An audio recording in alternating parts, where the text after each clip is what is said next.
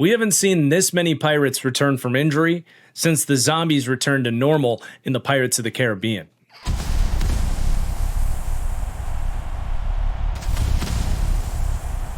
What is going on, everybody? Welcome in to the top half of my power rankings and my preseason deep dive series. As today we'll be taking an in-depth look into the 2026 Tampa Bay Buccaneers.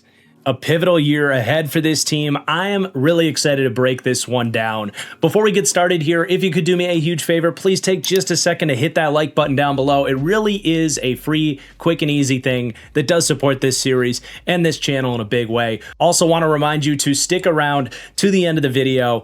No Trevor Sikkema for the guest interview this year. The man gets relieved from doing 5 shows a week for PFF, and apparently he's got time to spend time with his family in the offseason or something. I don't know. What a loser. But it did open up the opportunity to get my friend Josh Queipo, who covers the Bucs with the amazing team over at Pewter Report. We got to get some really great insight from Josh in today's interview, so you're not going to want to miss that. And for those of you that have noticed the hat, speaking of Trevor Sikkema, I got in touch with Trevor's hat guy, who's helped put on the market some really sweet hats for the NFL Stock Exchange. And just a little teaser, these are going to be on sale very, very soon. There's a limited supply, so it'll be a first come, first serve. And probably the next deep dive will be the announcement of the ability to go get those. There will also be a early access for my patrons as well. So if you want the hats, get ready. Patrons, you're going to get access first, and then make sure you got notifications on here for the channel because they might go. They just might. I'm going to have 90 available for this first order, so we'll see. We'll see. But let's go ahead and get started with this Bucs deep dive. As always, we go through every aspect of the team through the roster and the coaching staff and begin each segment taking a look at their offseason changes and asking the question, did they get better, worse, or stay the same? And in the case of the Tampa Bay Buccaneers, they will be doing what any team does when Baker Mayfield is your quarterback and changing their offensive coordinator. I do believe this is 8 straight years with a new OC, some of which because they went and got hired elsewhere, some of which because they have, fired the OC and gone in a different direction. That was the case this offseason. They didn't love what they got from Josh Grizzard last year, was one of many things you could point to for what didn't necessarily go right for the Bucs last year, but they look inside this division and grab Zach Robinson, who was kind of hanging out there after the Falcons have a change of regime. So I like Zach Robinson. I don't know that this is a guaranteed massive upgrade or anything like that. We'll break him down here in just a second, but I did say hopefully upgraded as far as whether or not the coaching staff got better or worse. But obviously, you still have the same head coach and sort of defensive infrastructure here underneath Todd Bowles. Bowles is coming up on a very important year for him, and you can make a case that his seat is as hot as any head coach in the NFL. The torch was passed to him after Bruce Arians won the Super Bowl here and Bowles took over, and they've really felt like they've been kind of stuck in neutral here with the Bucs. They haven't been bad under Bowles, but they certainly haven't gotten back into Super Bowl contention. And last year, we saw for the first time maybe some aspects of more bad coaching with Todd Bowles, as they just really struggled to kind of stop this snowball effect after an incredible start to their season. Injuries piled up, they started to rack up some losses, and the season just got away from them. It can be easy to overreact to a second half of a season where things start spiraling like that, and there was a lot of different relevant excuses here, injuries being a big part of it. But you definitely need to see them get things back on track and probably not just win a not so great NFC South, but look and feel more like a legitimate playoff contender. I don't know that they got to go to the NFC Championship or anything like that. And maybe they don't even need to win a playoff game, but that kind of feels like the bar. Though maybe it's a situation where you contextualize it and you play well in a playoff game and it doesn't feel like it's the right idea to move on from Todd Bowles. But needless to say, it's a really important year for Todd Bowles. Now, where I ended up ranking him as a head coach, it actually came in higher than I kind of expected. I feel like I'm kind of 1 foot in, 1 foot out on Todd Bowles. I think he's an okay head coach, but he did land as my 15th ranked head coach. This is a year where we had a massive list of changeover in head coaches, and there's definitely a list of these kind of like middling, more established head coaches that have fallen off even harder than Todd Bowles. So 15th did sound kind of high. It's not like that's overwhelming praise or anything, and I would certainly expect some of these unproven new head coaches will pass them up in terms of how I perceive these head coaches once we get to see some of these guys go out and do it. But that is where I landed on Todd Bowles, kind of fitting as just a middling, adequate head coach with a lot to prove this season. Now, I do want to talk about his defensive scheme and what he brings to the table as a defensive mind here, which I think we're at a point where it's an interesting conversation with Todd Bowles. For a while, he's been a very highly perceived coach that I would give credit as saying he is a great defensive mind. In the last couple of years, it feels like he's lost a little bit of his luster. And I do think there's become a lot of predictability with what Todd Bowles' defense is going to look like.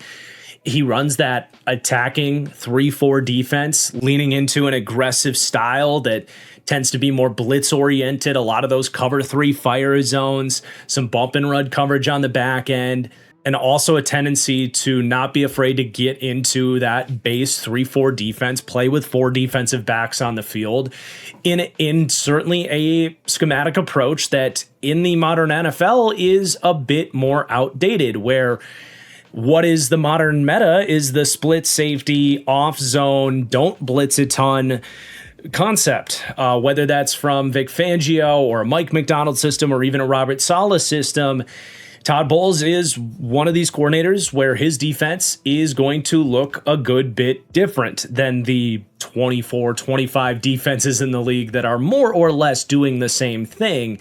And being different can be a good thing and it can be a bad thing. Sometimes there's a reason most of the league is doing something in the way that the league is currently constructed, and limiting big plays, being more assignment sound, being able to use pre-snap looks and different pass rushing games, stunts, loops, phantom pressures, creating those incorrect slides and assignment issues for opposing offensive linemen. There's a reason so many teams are leaning into that, and Todd Bowles has said, no, our rush package is still going to be very like 5-man rush, cover 3 fire zone oriented.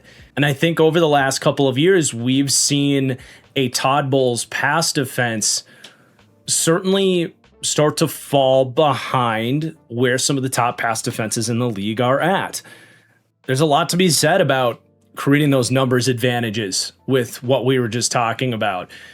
If you're sending 5, but still ending up with a similar result that other coordinators are able to get because of stunts and phantom pressures, and you end up with 1 less member of your defense in coverage, you are putting yourself at a bit of a disadvantage, especially when teams seem to kind of know what a Todd Bowles Bucs pass defense is going to do. So over the years, I have found myself lowering Todd Bowles' pass defense coach ranking.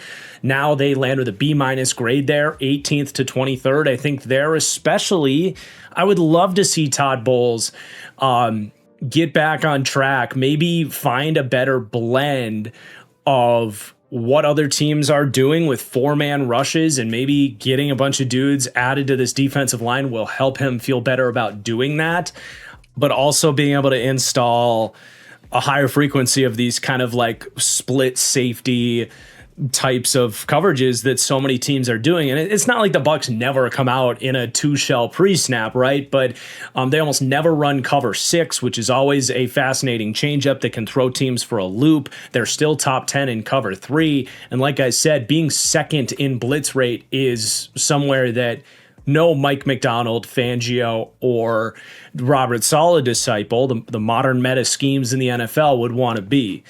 And likewise, I mentioned they want to run a lot of base defense. Well, the Bucs, yet again, sixth in base defense rate. That's another big part of these modern defenses, being able to live more in that base nickel, which is naturally going to make you more of a pass-oriented defense compared to a run defense-oriented defense. Now, there's benefits to this. This has traditionally helped the Bucs get to third downs and stop the run at a higher rate and have better bodies up front. But like the Seahawks last year set the standard for this, right? If you can defend the run out of nickel and run about as little as base defense as anybody in the league, that's going to have some major advantages.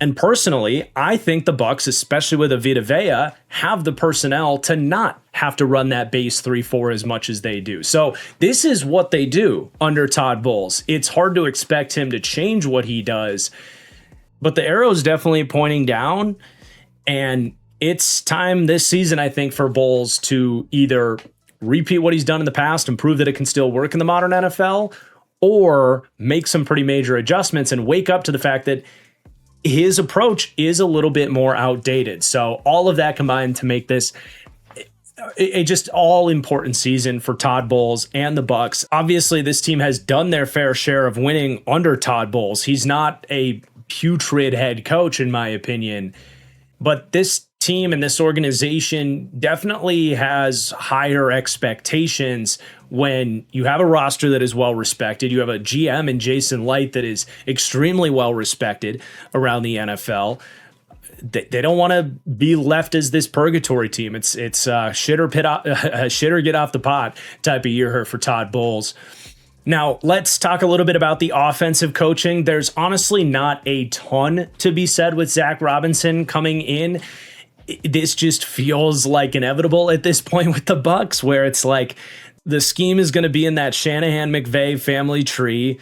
First started with Canales here, followed up by Liam Cohen.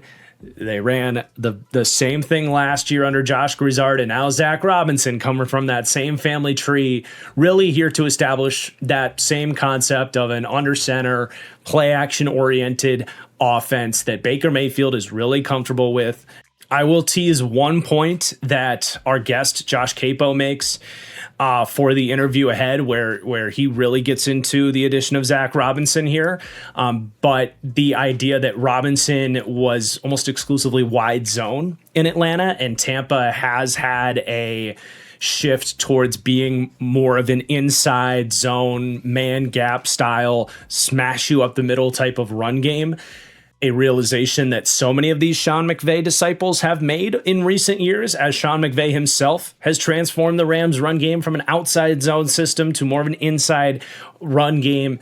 I think what this run game does look like will be super fascinating. Robinson did clearly prefer wide zone in Atlanta, but Atlanta is uniquely crafted to run wide zone with how their offensive line is built. Ideally, Zach Robinson will be smart and look at this offensive line and what they've done well. And if it ain't broke, don't come in here and try to fix it, right? It's what good coaches do. I'm expecting that to be the case with Zach Robinson, but you know, him as a hire does make sense. I think he's qualified. He's under this breath of ascending young play callers in the Sean McVay tree that so many teams are after.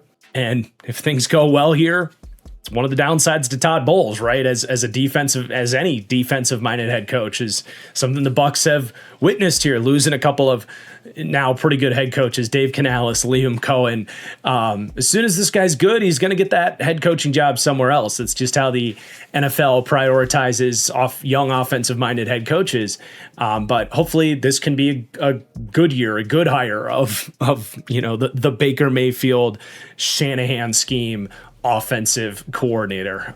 So coming in with like solid rankings with Zach Robinson as a guy that did call plays in Atlanta last year and had some success. I also need to shout out, like, just real quick, like, he did some really fun, innovative things with a unique group of skill sets in Atlanta, like taking Bijan, putting him in the slot, taking an extra tight end, but using him as a running back, and really keeping defenses guessing with their formational structure. And it was kind of in a Kyle Shanahan type of way when you think back to what Shanahan has done in the past with like Kyle Juszczyk and Christian McCaffrey and Debo. There was a little bit of that super innovative stuff going on. So it was encouraging to see him show outside of the box thinking that led to some success in Atlanta. So that's definitely encouraging. So yeah, the rankings for offensive coaching are pretty solid here. Run game especially ranks 14th to 23rd. I think we've seen a little bit more from Zach Robinson with a run game that was really successful in Atlanta last year. And the pass game is also solid, but still more to prove for Zach Robinson, ranking 23rd to 28th there.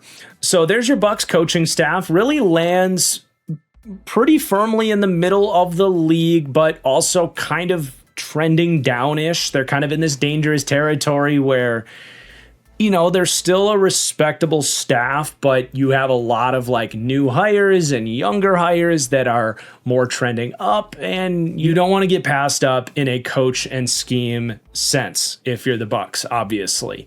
Now, we are going to turn the page and start looking at this roster, but before we do that, I want to thank the sponsor for today's deep dive, and that is SeatGeek, the #1 ticketing app out there. Bucs fans, if you're also a Tampa Bay Rays fan, look, I know the Trop is a little bit of a relic at this point, but as a Twins fan, I will let you know, at some point you're going to look back on your days going to ball games at the Trop and think very fondly of those memories. It's kind of a classic. You don't know you're in the good old days until they're gone type of deal. And the Rays are pretty freaking good this year too. So you still got time before football season starts to go check out a ball game. SeatGeek has you covered as the official partner of the MLB. If you're familiar with the color coding system of this deep dive series, you know how to use the app because green means good, red means bad. Just look for those green dots on the seat map. You know you're getting the best bang for your buck, not just on the SeatGeek app, but market competitive prices as always on top of it. If baseball's not your jam, they've got you covered with concerts, any sort of event you can think of. And of course, the NFL preseason is just around the corner, and yeah, the NFL season follows that up too. So you might want to go catch your NFL team this season. SeatGeek is your best option there as well, especially because using code TFG10, you will save up to $20 on your next ticket purchase. Just use code TFG10. It'll tell them that I sent you. Thank you to SeatGeek for sponsoring today's deep dive, and let's get back into it. So as we go through this Bucs roster, we will take a look at the offseason changes for every position group. And at quarterback here, they are staying neutral. Just a swapping of backups. Jake Browning in, Teddy Bridgewater out. Not much really going on in terms of offseason movement, but that doesn't mean this isn't a really big year for Baker Mayfield here. He once again finds himself in a very fascinating point in his career because heading into last year, it felt like, all right, they're locked in. Kind of like we feel with like Sam Darnold on the Seahawks now, where it's like, okay, he had his career resurgence, he's established himself, and we feel like the Bucs have, at least for the next, 5-6 years, their franchise quarterback. And then last season happens, and it looked like it was even better than that for a little bit. Like Baker Mayfield came out scorching hot. The Bucs were one of the best teams in the entire NFL, and Baker Mayfield was a legitimate MVP candidate if he was going to be able to keep up his rate of play. And then the complete opposite happened in the second half of the year, where he dealt with some injuries, a bunch of injuries. The Bucs really struggled to win football games, and Baker Mayfield's play tapered off tremendously.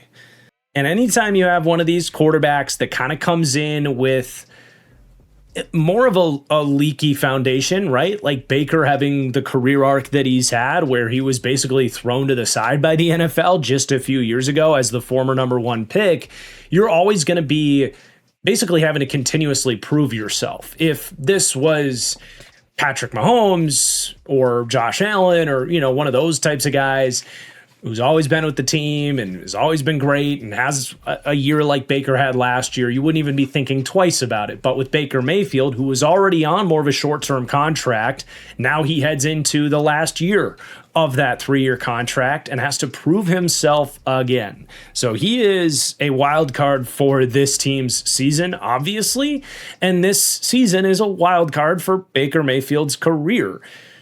We've seen him at this fork of the roads moment in his career before, right? And we've seen him go, multiple times, really. We've seen him tank and be released by the Carolina Panthers.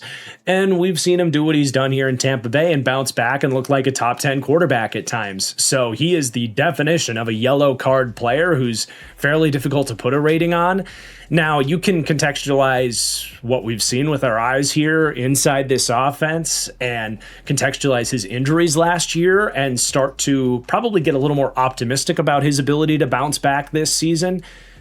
The first of which is what I already mentioned, the fact that he was on a heater before he got hurt, dropping dimes down the field, extending plays. There were moments I remember, like in the first third of last season, where I was like saying, man, it's crazy to even say this, but there's a little bit of like Josh Allen in there with Baker Mayfield, with how hard he showed to be to sack and the throws he's making on the run, some of these scrambles where he's got he's built like a running back. Josh Allen, obviously with all that size, like he can fight for tough yards. He's got a little bit of deceptive shiftiness to him. There is that playmaker aspect on top of a guy that when he's hot and healthy, he can absolutely hit the top of his drop, throw the ball to all 3 levels, make good decisions with the ball. We've seen that level of play. The problem is the downside of the equation is just the sheer volatility of Baker Mayfield, man, on and off the field. I mean, he has been banged up a lot throughout his career, and he's definitely a guy that when the shoulder's bothering him or if he's, not healthy and can't move as well as he can, you lose some of that play extension ability. You lose some of those incredible throws that he is able to make when he's healthy, but he doesn't ever really adjust his game to what his body is physically capable of. So he's always going to try to be that gunslinging playmaker, even if maybe the surrounding cast, if the offensive line doesn't allow him to play like that, if his body is telling him you need to reel things in a little bit and play a little bit more of a steady conservative brand of football, he doesn't really have another gear. And that's respectable. It's what makes Baker Mayfield who he is. But damn if that doesn't make him volatile, right? And I think that's a big challenge with this Bucs team and just at large, like trying to project how good they're going to be. There are a few quarterbacks in the NFL that it is really harder to know what the quarterback play is going to look like. And I think it's quite fitting for me that Baker essentially lands smack dab in the middle of the league for me, 16th in pass rating, 17th for overall quarterback, just getting edged out by 1 or 2 other guys that are even more prolific as runners, but on much more of this sliding scale. And I think the surrounding cast is really important, not in the sense of like, oh, Baker needs all these amazing wide receivers. He needs this amazing offensive line, like your true, system quarterback or whatever. I think it's just really important for his just like consistency with his process to know what he can expect play in, play out. If the surroundings for him are calm water and steady on a week-to-week basis, he can be the excitement that drives that and creates some explosiveness about it. But if you've got injuries and new wide receivers in and out of the lineup, and I know he's changed coordinators every year, but sometimes when the coordinator is out of sync with him, and that becomes another just chaotic variable in the mix. And when the offensive line is a new lineup every week, and he's got, 1 week he's dealing with pressure from the right guard, he feels like he's got to flush to the left, then he's dealing with left side pressure, he's got to flush to the right. He's not like some other quarterbacks who can be more of a calming, let's bring this thing back to earth type of QB. So I don't know, maybe that's, bad, lazy, metaphoric analysis, but just having watched Baker Mayfield throughout his career, he doesn't always make sense. But that is the one thing that's felt steady with him. I do think the idea that you kind of want a steady ecosystem around him has held true when evaluating Baker Mayfield throughout the years. So we will have to wait and see how he's able to perform this year, where he kind of lands in the QB rankings.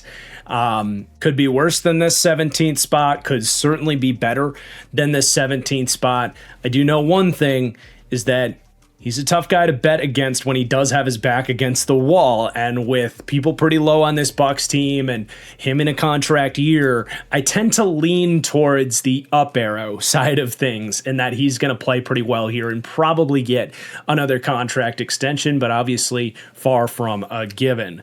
Now, they do need him healthy. Jake Browning had his time in the sun a few years ago, playing some quality backup starts for the Bengals. That was short-lived. I don't think very highly of him as a NFL backup these days. You do have Jalen Daniels as an undrafted rookie with a lot of athleticism. Going to have his fans coming out of the college game. Don't know that he's a consistent enough passer to make it. You're going to need some serious development from him. He seems like a good, go to the UFL and get some more reps type of candidate to me. But it shouldn't be controversial to say that this Bucs season, in many ways, will only go as far as Baker Mayfield will go this year. But let's talk about this surrounding cast and if things can be better or even much better than what they ultimately had to work with last year. And we're going to start at running back, which is on paper tweaked, but probably neutral on paper, right? They lose Rashad White. They bring in Kenneth Gainwell. Pretty similar ideas for those backs as more third down oriented backs that can give you a little bit as a runner. But you have to at least mention the fact that Bucky Irving basically gave you one game of healthy Bucky Irving last year. He dealt with ankle and shoulder injuries last year, starting in week 2, was either out or trying to play through them. Now, to try to keep things consistent, I don't list him as addition because he did play in 10 games last year, and the 9 game is the cutoff for me to say he was an addition. But in this case, I have to at least mention it, right? Bucky was awesome in his rookie season. If you can get that guy back, you should be upgraded from what you had last year. So I said neutral / upgraded at running back. But that's not to say we're through the woods and the Bucs are just good at running back and you can set it and forget it here, right? This is a big year for Bucky Irving. He's another big wild card for me for this team because obviously that rookie season was awesome, man. He proved that his lack of size and speed is not going to hold him back even against NFL competition. He's got that creative vision out in space, impressive contact balance for a smaller back, excellent receiving skills, and just at the end of the day, elite human joystick instincts with the ball in his hands, whether it's as a runner or as a receiving back, and you love to see that for him. However, it was a smaller sample size in a rookie season where he wasn't the starter to begin that year. We only have 2 halves of his career. We got that rookie season and we got what we got from Bucky last year, which was not a top 10 running back in the NFL, like he was maybe flirting with being coming out of that rookie season, and not a top 20 running back in the NFL. Now, obviously, Bucky was playing through injuries, which is why this is just so complex and complicated, right? We did watch him play. It's hard to contextualize and truly know how much the injuries were fully holding him back. He was not the same impact on this team, and the metrics were way down for him. He goes from a 25.5% missed tackle rate, which is really good at the NFL level in his rookie season, down to 18%, which is still solid, but more average compared to 25.5%, and a 7.5% drop might not sound dramatic, but that's almost every 10 touches. It's an extra missed tackle forced, which really matter. You're only talking about getting somewhere between 50 and 70 of those for the best backs in the league. And I think the drop in making guys miss showed up in the yards after contact, where he goes from almost 4 yards after contact in his rookie season to just 2.36 last year. The yards per attempt go from 5.4 to 3.4. He was much more of just okay last year as he dealt with an ankle and a shoulder injury. And you could say, well, yeah, obviously he's going to be rookie year Bucky Irving. That just makes sense. He was actually healthy that year. Well, he's small. If he's going to be someone that struggles with durability, especially if you try to put a full workload on his plate, is that something that we're going to have to start to consider with Bucky Irving? He still has a lot to prove as an NFL running back. He really does. His high-end plays, the shiftiness, the elusiveness, the contact balance, it speaks for itself, and it gets me excited that maybe there is still a top 10 running back in there. That's why the yellow arrow is on Bucky Irving. But I do have the Bucs with him as the most prominent part of this backfield, ranking 19th to 20th at running back, being such a big wild card because of the up and down nature of projecting Bucky Irving moving forward. Now, they did bring in Kenneth Gainwell. I like the signing. I think Kenneth Gainwell played great, especially in the second half of the year in Pittsburgh last year. He's always been more of a receiving-oriented back than a running back, but it really clicked for him with Aaron Rodgers in that passing game last year, getting down the field, making incredible catches, more consistently making guys miss on those screens and checkdowns, being more of a headache for opponents as opposed to just like, yeah, he's got a little speed and good hands out of the backfield and he's fine at it. He was like legitimately awesome at it in Pittsburgh. So, painting full health here. And if we can get Bucky back on track to, and it's not that Bucky can't be a third down back, he does struggle more in pass protection, Bucky Irving, than Kenneth Gainwell, who's proved to be pretty solid at it. But not that Bucky can't catch passes. But I think this would probably be, assuming full health, more of a like, okay, Bucky, one way we're going to reduce your touches is lean more on a Kenneth Gainwell on third downs, let you use that time to recover and take a few less hits. Now, if Bucky is injured or not playing as well and you need someone else to like run this inside run game efficiently, that's where I'm not as high on Kenneth Gainwell. I think he did his best running with the ball in his hands in Pittsburgh last year that he's done in his career. He's not bad at it. I think his vision's gotten a little better.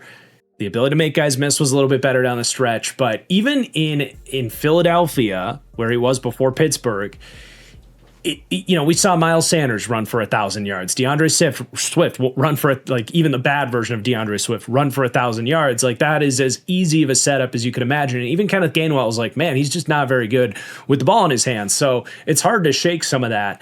I don't fully trust Kenneth Gainwell being the lead back, and I don't know who really would. I see him as more of a bonus add-on and more of a third down presence than Bucky, and that's why I get really interested in Sean Tucker. If you're going to get more of the worst case, call it red arrow version of Bucky Irving that maybe does struggle with durability and isn't who you think he is, Sean Tucker to me has absolutely passed the eye test here in Tampa. I think I've said this a bunch of times with him, but it's just something that has stuck with me, is that he really fills out his pads and moves like Jonathan Taylor does. Just the long striding speed, the size, the strength. He's obviously not Jonathan Taylor, but there's been some remarkably high-end runs for Sean Tucker, who ultimately went undrafted, not because of a lack of talent, but because of some medical red flags for a heart condition at the scouting combine. He was a third or a fourth round type of back, and it is funny to look at the Sean Tuckers of the world compared to this most recent running back class, because Sean Tucker, I wasn't even the biggest fan of him in his class. I thought he was a solid prospect, but like in this most recent draft class, almost certainly would have been like RB4 at worst. He's got the requisite size, speed, toughness, athletic combination to be a starting running back in the NFL, and we've seen moments of it. So I do like Sean Tucker. If the opportunity were to present itself for him, who he actually gets the restricted free agent tender, which is not nothing. That's a $3.5 million contract.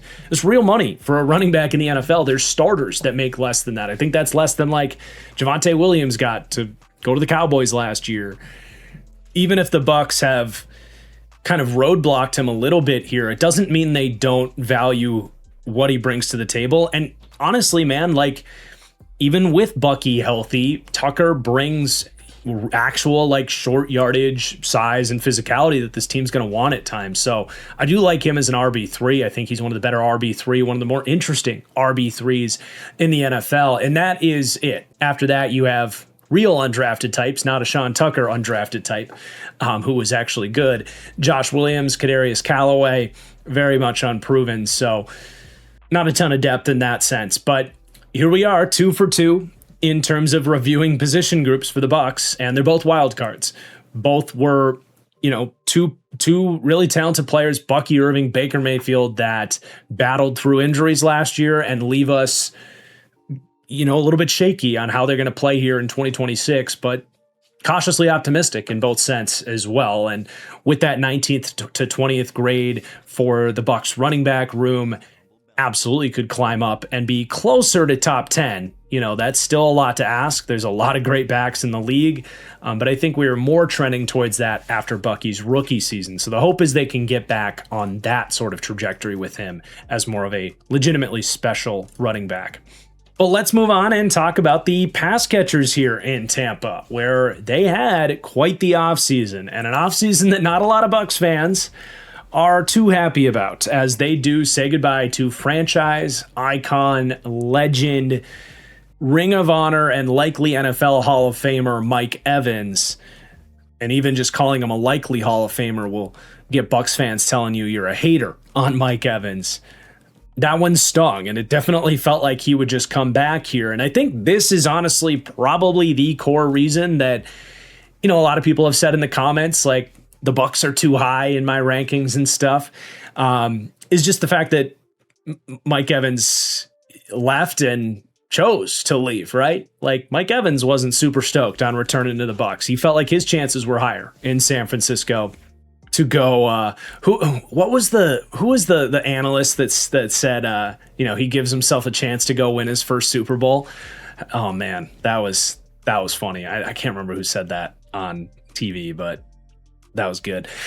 Anyway, people are looking at this as a huge loss. And don't get me wrong, it is, especially like in the locker room, just everything Mike Evans has always been for this team. You can't sell it short. But he did only play 31% of snaps last year.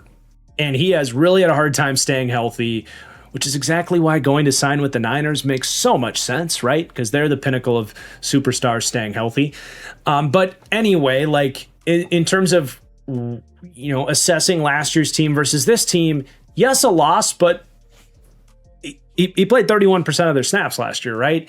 There are other guys actually coming back from injury as well. Chris Godwin was out for the first 2/3 of the year as he recovered from a brutal leg injury the year before. Jalen McMillan had a neck injury that he is now good to go and cleared, and he barely played last year. He played 12%. Those are some talented snaps being brought into the mix here, especially in Chris Godwin's case. And then they spent a 3rd-round pick on a very interesting Ted Hurst.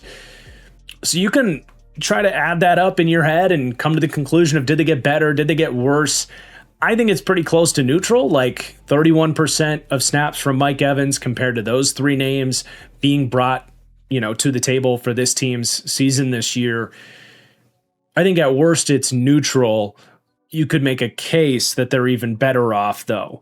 And then at tight end, they really didn't do anything. They drafted Bauer Sharp, who was definitely off of my radar out of LSU in the 6th round. So I said neutral at tight end as well. So it's a different looking group of pass catchers compared to what they had last year. But the sort of power of it all staying pretty similar, in my opinion. What really matters is that with Mike Evans gone, the rest of these guys can step up and hit some green lights, because you've got various different players that have the power to do that. Until they do go and prove it, as in this series, I rank these players in these units closer to their floor until the combination of Igbuka and Godwin trying to get healthy and a young Jalen McMillan still, until they can go out and really prove themselves here without Mike Evans. The Bucs do come in pretty low for weaponry. Still a nice, solid C+ grade. There's a lot of good groups of weapons around the NFL, but 28th to 30th for the Bucs, and our 3rd straight unit for this team that gets that wild card pivotal factor icon for me. So the number one player that people are going to point to and expect to help fill those shoes of Mike Evans leaving, not to be the same type of player that Mike Evans is, but to hopefully step up as the focal point of this passing game and a number 1 wide receiver and live up to his draft pedigree and reputation coming out of Ohio State. And that's Emeka Egbuka, who had probably one of the most volatile rookie seasons in terms of discourse that I can remember, especially for a non-quarterback. And I've said this before, and I say this with all genuine respect for Buckeyes fans who are just crazy about their college football and their Buckeyes.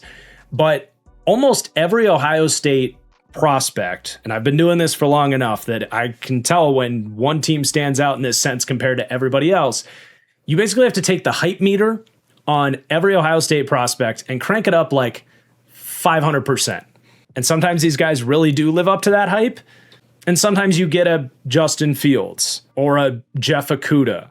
Now, that's not trying to come to any conclusions about who Emeka Egbuka is, but I will say this. When Emeka Egbuka comes out, first round pick, first 7 weeks of last season, he played unbelievable football, right? And was doing stuff that he didn't even do at Ohio State, getting deep down the field, winning incredible catches down the field, like dotting guys up on like the vertical route tree.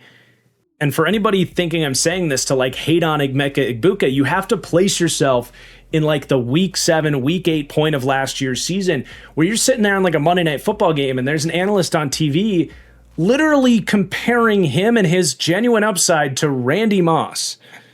That is the level of hype that we reached for Emeka Egbuka, and it was never sustainable. It was not. That's not who he was as a prospect.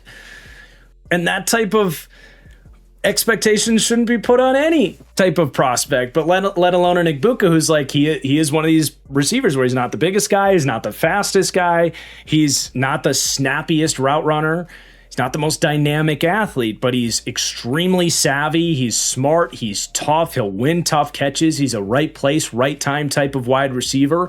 Realistically, he profiles like a Robert Woods or maybe like a Chris Godwin even. But of course, you are also inside the context of the same season where Jackson Smith-Njigba had the same narrative. And Jackson Smith-Njigba last year did defy his scouting report coming out, which was very similar to Emeka Egbuka's. He has defied the quote-unquote physical limitations in his game and become one of the best receivers in the NFL and had this sort of like 1% best case scenario outcome for what JSN could have been in the NFL, and that's amazing. But Emeka Egbuka is his own player, and betting on outliers like that to be that type of player is really hard. Now, after the first 2 months of the season, everything came to a screeching halt with Emeka Egbuka. We saw the contested catch ability, and honestly, like so many of his big plays, you watch him back and it's like there's a defender's hand right there and it just barely misses the ball in like a tight window throw that was also happened to be just a needle from Baker Mayfield. A lot of the big plays he had were like high variance types of completions that he's capable of executing, but every single one of them seemed to land on the right side of the coin for Emeka Egbuka, and those types of throws were bound to come back to earth. The contested catch wins were bound to come back to earth, and they did. And in the final 2/3 of Emeka Egbuka's season, he goes from runaway offensive rookie of the year, best player in the class, future JSN Randy Moss, to actually a player that seemingly nobody was willing to admit was a below average to bad wide receiver for a larger part of his rookie season than the initial impact. From week 7 onward for Emeka Egbuka, out of 99 eligible wide receivers, he was 82nd in drop rate, 81st in contested catch win rate, 51st in yards per route run. And for whatever stock you want to put in PFF grade, I actually happen to think their receiving grades are some of their good ones. Some of their grades are much better than others. He was 70th out of 99 in wide receiver PFF grade. And I think the tape backed that up. The separation wasn't there. The drops were ugly. And in really inopportune times, wasn't winning those tough catches, showed that, yeah, he's just not a special athlete at the wide receiver position. Yet, all anybody wanted to focus on was those first 7 weeks. And no one wants to admit that, okay, maybe he never projected as a dominant number 1 wide receiver as a prospect. And maybe, and the way I'm wording this makes me sound full of myself, but maybe something like my pro comp on Emeka Egbuka coming out which was supercharged Jacoby Myers, which is kind of like Chris Godwin, honestly, when you really package it that way. Maybe that's more of a best case scenario for Emeka Egbuka. And honestly, like, I'm not really worried about the drops. I think the contested catch wins will settle down because the stuff he did in the first 6 weeks of the season was insane. He was really good at it in college. That kind of idea of a guy that's going to be really good over the middle of the field on slants, digs, crossers, boxing guys out, winning tough catches, and yeah, mixing in some corner routes and some double moves. Once you've set up all the thread of that intermediate game, some double moves to get down the field and show some of that ball tracking and vertical skills, which it's great to know that version of Egbuka can be in there, that kind of like shades of JSN thing. I'm personally not putting Jackson Smith and Jigba expectations on Emeka Egbuka. I do think that's unreasonable and unlikely, though not impossible. I'm definitely more looking at him through the lens of a Robert Woods in his prime, Chris Godwin in his prime here in Tampa, and being someone that probably could be your number one wide receiver, but ideally probably going to be, in a best case scenario, your number two. And I think Egbuka could prove to be that guy this season, but he has got to settle down from what was really a hard to watch close to his season. Ultimately, even though I'm not afraid to bring up how the hype train kind of left the station and then lost its way a little bit for what Emeka Egbuka reasonably will be someday, and I'm not afraid to bring up how bad he was in the back end of the season last year, I'm still optimistic about his projection to still get better and settle in and be worth the draft pick and be a really nice player. But with how I'm kind of projecting him and how I've described him, you do want more help, right? So that's where especially Chris Godwin comes in and some of these other guys. So Godwin is also a very fascinating, difficult conversation to have. Where is Chris Godwin going to land this year? Him on top of Egbuka especially just make this group of weapons such a wild card in terms of trying to know how good these guys are going to be this year and moving forward. Godwin got, in my opinion, a surprising contract extension here from the Bucs, a 3-year extension with real legitimate money, despite the fact that he was coming off of a significant leg injury and his 2025 season was always going to be in jeopardy. And it really was as much as a 30-year-old player can have a redshirt season, but fresh off of that contract, last year was in so many ways a redshirt season. And he was able to get back out there late in the year for the final 6 weeks or so. Kind of dropped into that hurricane of a Bucs offense where the O-line was beat up, Baker was beat up, Mike Evans was trying to rush back, Egbuka was struggling. It was a whirlwind of an offense that Chris Godwin tried to come in and stabilize, and he himself was trying to get back into playing shape. And he was kind of just a guy when he came back, kind of doing the Chris Godwin thing, making some tough catches, being that reliable short to intermediate target. But you go a little bit later into the year, especially his week 17 game against Miami, and it's like, all right, he has the catch and run, he peels away from the defense and gets a 59-yard reception, 80 yards after the catch on 7 catches, just like a vintage Chris Godwin game against a just trash bag of a defense. And a secondary, especially for the Dolphins. So you got to take it with a grain of salt. But to see the explosiveness, to see a snappy route run in the touch, in the red zone for a touchdown, it's like, all right, he's still in there. And, he's now heading into an offseason healthy, and he's 30 going on 31 years old. This doesn't have to be a injury-prone, red arrow regressing player. This could actually be an up arrow player at 30, going on 31 years old. Chris Godwin could even prove to be this season the best wide receiver on the Bucs because we've seen more prolonged, established success from a Chris Godwin than an Egbuka at this point. And he got that contract extension because before the injury in 2024, Chris Godwin was putting up one of the best years of his career and the highest yards per route run of his career.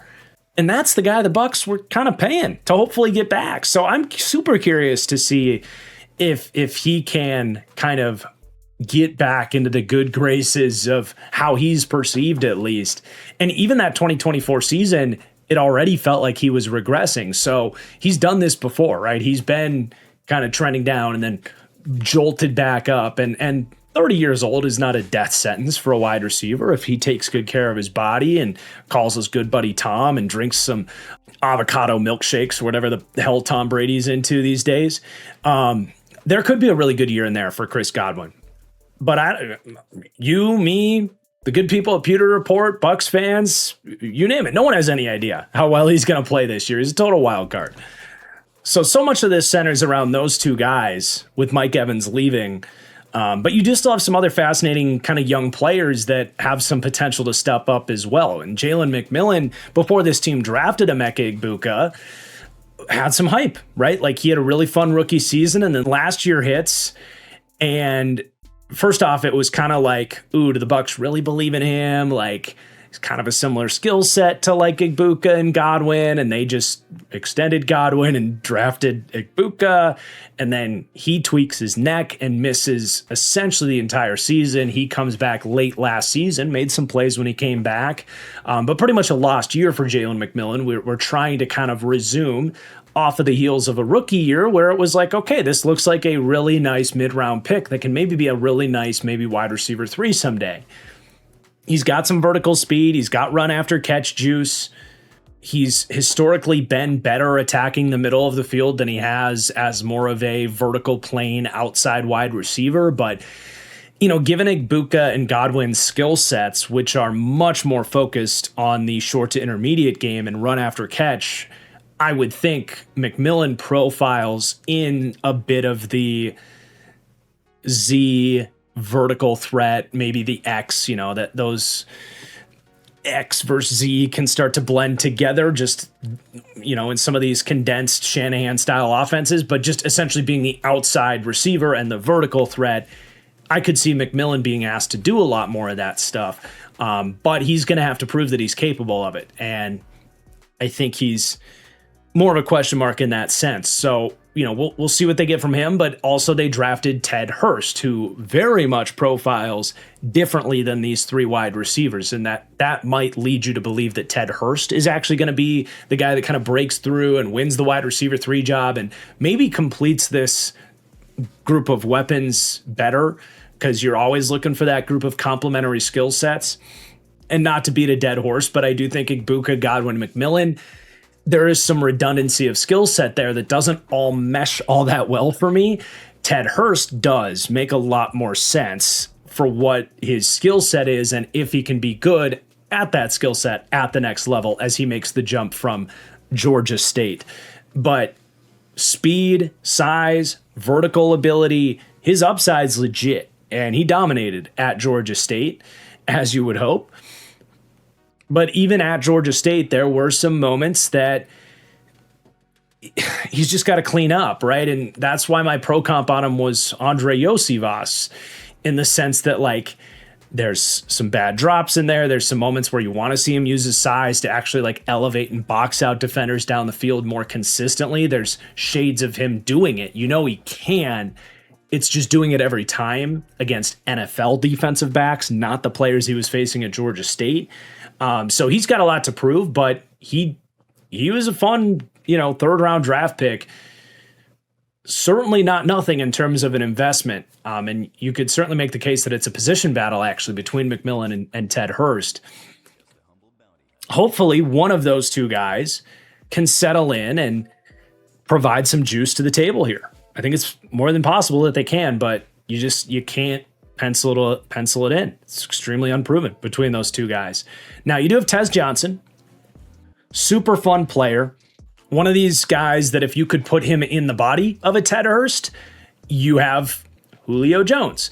But he's a twig. He's, not to be a dick, but like hilariously undersized, plays at about 160 pounds. And I would say it's pretty realistic that he's already kind of maxed out. I mean, there's not really much more that he's going to bring to the table. And terms of route running or skill at this position. He's, to his credit, like, he's a gamer. He's in the lab. He has really figured out how to get what he can out of what he has. But there's just obvious physical limitations to a guy like this. Now, I think he's like the ideal wide receiver for, because I think he can reasonably line up anywhere. I think he can be a slot. I think he can be a vertical threat. I think he probably can't be like an X and like consistently beat press coverage like a Mike Evans, but you can move him all over the field and kind of fill in as you have injuries. And he's a really nice wide receiver for. I like him in that role, and I like him for what he is. But I'm not expecting him to really be a stable starter in the NFL. Could have a really nice career though, and be someone that teams are always happy to have around. Then you got Cameron Johnson, who also had to play last year. Another small, kind of more unreliable actual wide receiver, but did some really good stuff in the return game and almost certainly will make this roster for that reason. And then the last receiver I want to talk about here, because David Sills is going to be up against it trying to make the team here, but he's following Zach Robinson over from Atlanta. But Eric Rivers also was, to me, a draftable vertical threat who played in an anemic Georgia Tech passing game. Rivers stood out to me at the Shrine Bowl, someone that really just was asked to go deep and then not get a ton of targets at Georgia Tech. But I think he even showed some route running and real wide receiver stuff. But I was pretty surprised no one took a flyer on him. I mean, just a draft before, you saw this, run of Dante Thornton and Shamari DK, who actually worked out, and Arian Smith for out of Georgia. Like, that to me is the category that Eric Rivers was in, like gamble on speed and the ability to get open deep and see if something clicks. So to get that undrafted is tremendous value. And that's actually the skill set that they are looking for. And, I didn't have a huge gap between Ted Hurst and Eric Rivers. I didn't.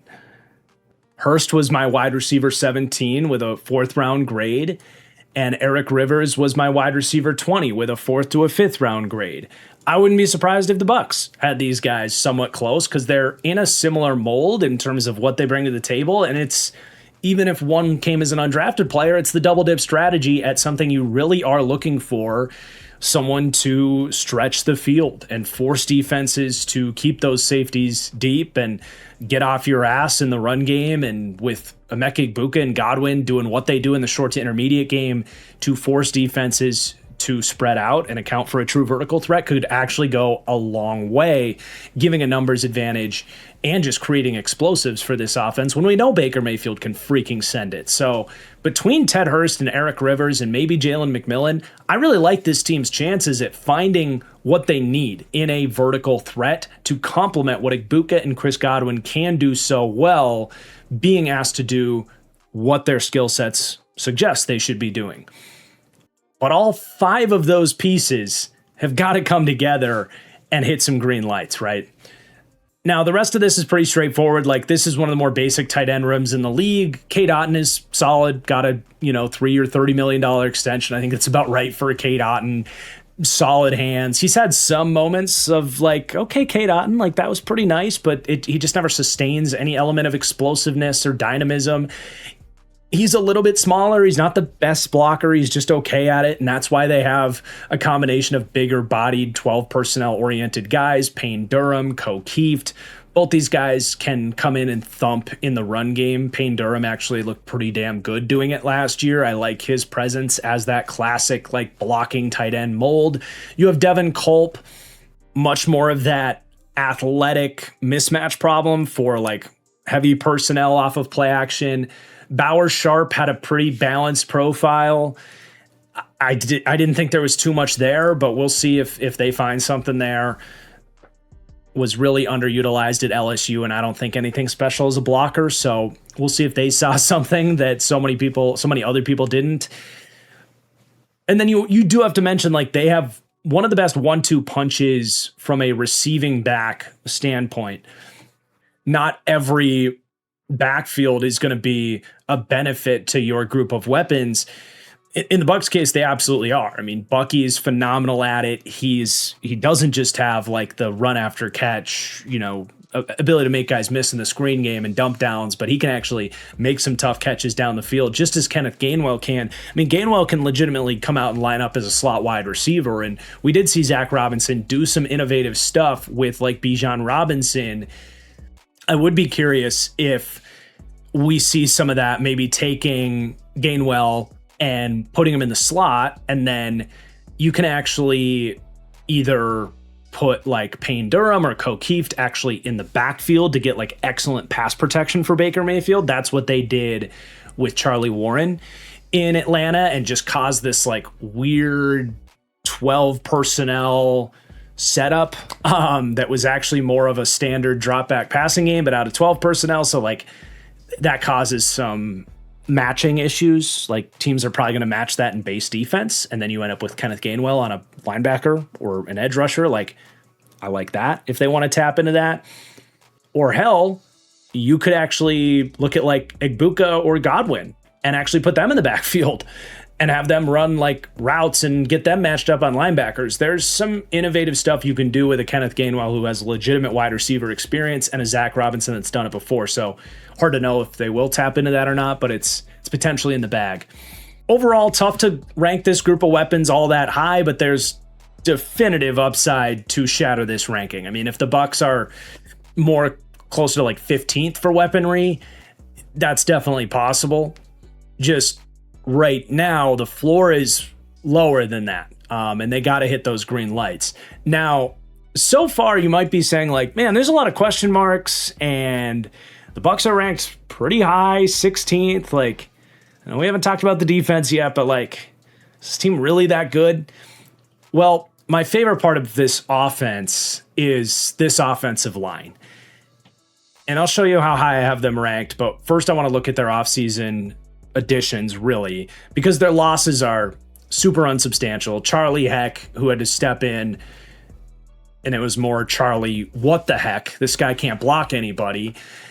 And Michael Jordan has more turned into like an infamous NFL backup with a great namesake, obviously there, but has probably played a lot more football than you would think based on how he's played on the field. He had to play 63% of snaps for them last year.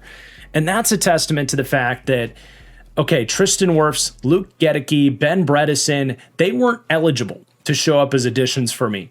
For me, you got to miss half the season or more. But each of those three players, Tristan Wirfs, Luke Gedeke, and Ben Bredesen, all missed exactly 6 games last year. This was a turnstile of an offensive line on the field and on the depth chart with guys in and out of the lineup. Not to mention Cody Mock does show up as an actual addition. Their starting right guard, who they love, went down, I think, in the second game of the year, done for the season. And then on top of that, they draft Billy Schrouth in the 5th round. Nice pick. And Justin School. I like those two guys better than the combination of Charlie Heck and Michael Jordan personally. So definitely upgraded on an offensive line that looks really nice on paper, man. And for me, heading into this season, I have the Bucs ranked as the 3rd best offensive line in the league. And as a big trench play guy who really values line play, this group right here is probably the number one reason I'm higher on the Bucs than some people were expecting to see in this power ranking. So they come in 2nd to 3rd for pass blocking and 7th to 8th for run blocking. That comes out 3rd. So they're good at both. We've seen some good offensive lines that are maybe a little more one-dimensional, some better at run blocking than pass blocking. And the Bucs are rated higher as a pass blocking unit than a run blocking unit, but they're really good at both. And it's one of the best starting fives in the league with very little question marks. You know, a lot of these guys missed time last year, but there's not really any reason to believe that that'll happen again. It was really bad luck with injuries. Like Tristan Wirfs missed 6 games last year, for example. He's hardly missed time before in his career. Ben Bredesen has missed games because he wasn't always a starter earlier in his career. But Cody Mock, Luke Gedeke, there's not some horrible injury history with those guys either. So fully anticipating a healthy version of this Bucs offensive line this year, which is that's bad news for the NFC South and anybody that's got to play the Bucs. This is a really nice group, and honestly, the arrow is only pointing up to say that this could even be the best offensive line in the league. So to go left to right, like, you got Tristan Wirfs. He is right in the mix for who the best offensive linemen in the league are, especially as like Trent Williams and Lane Johnson are getting older and maybe opening up the door for that conversation a little bit more. Like Wirfs, Penei Sewell, still Lane, still Trent. Broncos fans might try to throw Garrett Bowles' name into the ring after what he did last year. But, I mean, there's not a more surefire thing, I think, than Tristan Wirfs. Not as old as some of those guys. I think, without a doubt, a better pass blocker than Penei Sewell, who's still awesome as a pass blocker, but not as locked down, not as elite from an efficiency standpoint as Tristan Wirfs. And Tristan Wirfs has really grown as the Bucs have shifted more to an inside run game and shown that his size, his tenacity, it can lead to him being an elite run blocker as well. I don't have a bad word to say about Tristan Wirfs. The dude's a machine. I'm pretty confident he was not born on Earth and then was, for some reason, chosen to play his college ball at Iowa, of all places. Might be the closest thing we have in real life to Clark Kent being sent from Krypton to live in Kansas, but he's unbelievable. And you got to remember, he, like Chris Godwin, was a question mark heading into last season, and it took a little bit to kind of like get back into form, but we're here now and should be locked and loaded with him. So that's as good of a starting point as you could probably ask for. Probably one of the 10 to 15 most valuable non-quarterbacks in the NFL right there. And then if we're just going left to right, like, yeah, you have your weakest link at left guard in Ben Bredeson, but that's a pretty damn good weak link. Like, he has really settled in as a steady pass blocker. Honestly, reminds me so much of John Runyon, also out of Michigan. Day 3 pick, both found their way to the Giants. Good bloodlines. I'm only going to assume that Max Bredesen is the brother of Ben Bredeson, who got drafted as a fullback for the Vikings this year. Bredesen took a little bit longer to get there than John Runyon, because Runyon got the benefit of being a part of the Green Bay Day 3 offensive line factory. But pretty much the same idea at this point, where it's like, he knows what the hell he's doing. His technique is going to keep him alive in pass pro, but really not a good athlete. Not really going to provide much in the run game in terms of moving guys or getting to spots. He's really falling behind the rest of this group from a run blocking and athleticism standpoint. But you will totally live with what Ben Bredeson brings to the table, and he has really settled in as a solid pass blocker. And then you got Graham Barton at center, first round pick a couple of years ago. Struggled a little bit more last year, just with all these guys moving around him, being still a young center, still being relatively new to the position. He was a tackle at Duke. I still think the arrow should be pointing up on him, especially if things can settle in here. He could even break through and have like a massive leap forward here in year 3. Regression isn't always linear. Like, he probably was better in his rookie season than he was last year, but I'm very much a Graham Barton believer. And I think the worst, like, it's not like we've seen tragic play from Graham Barton. We've seen him get overwhelmed in pass pro. We've seen the run blocking ebb and flow so far in his career. But like, yeah, progression's not always linear. Sometimes you impress, then you disappoint, then you jump back up, 2 steps forward, 1 step back type of deal. This could be a big year for Graham Barton, but even like I was saying, like, even the worst part of Graham Barton, it's still a solid, playable center. If he doesn't get any better than this, he's still fine when he's the 4th best piece in all of this, right? But he could absolutely continue to climb up and be more of a top 10 center in the NFL. I don't think that's out of the range of possibilities for him at all. He's a really athletic, mean streak type of blocker. That things could really click for him. And then Cody Mock, like, I was wrong on Cody Mock. I thought his play strength, even at North Dakota State, was terrible. I thought he got his ass kicked at the Senior Bowl, and that was a red flag. And honestly, I wasn't that wrong, because he did suck in his rookie year. But he bulked up and figured it out in year 2, took a tremendous leap, and he felt like he was on a trajectory to maybe be a top 10 or so guard in the NFL, because he's got great athletic ability. And with the play strength, I think getting better here. Also someone that I want to say I recall played left tackle at North Dakota State. So there was a big transition there going from left tackle at North Dakota State to right guard in the NFL is a big transition. So like everything clicked in year 2. All green lights, all signs go. You get to week 2 of last season, his season's taken away from him. But fully healthy, dropping him back in here, should be able to resume that, right? So he's exciting. The combination of him and Graham Barton to get better together here is really quite high, which is obviously exciting when we already debated Tristan Wirfs is the best tackle in the league. And your right tackle here is at worst a top 8 right tackle and top 20 overall tackle. Like Luke Goedeke has absolutely proven himself as a checks all boxes franchise right tackle. He's really on the first year now of his 4-year, $90 million contract extension. Like there is no ifs, ands, or buts about how good Luke Goedeke is. Is he Tristan Wirfs?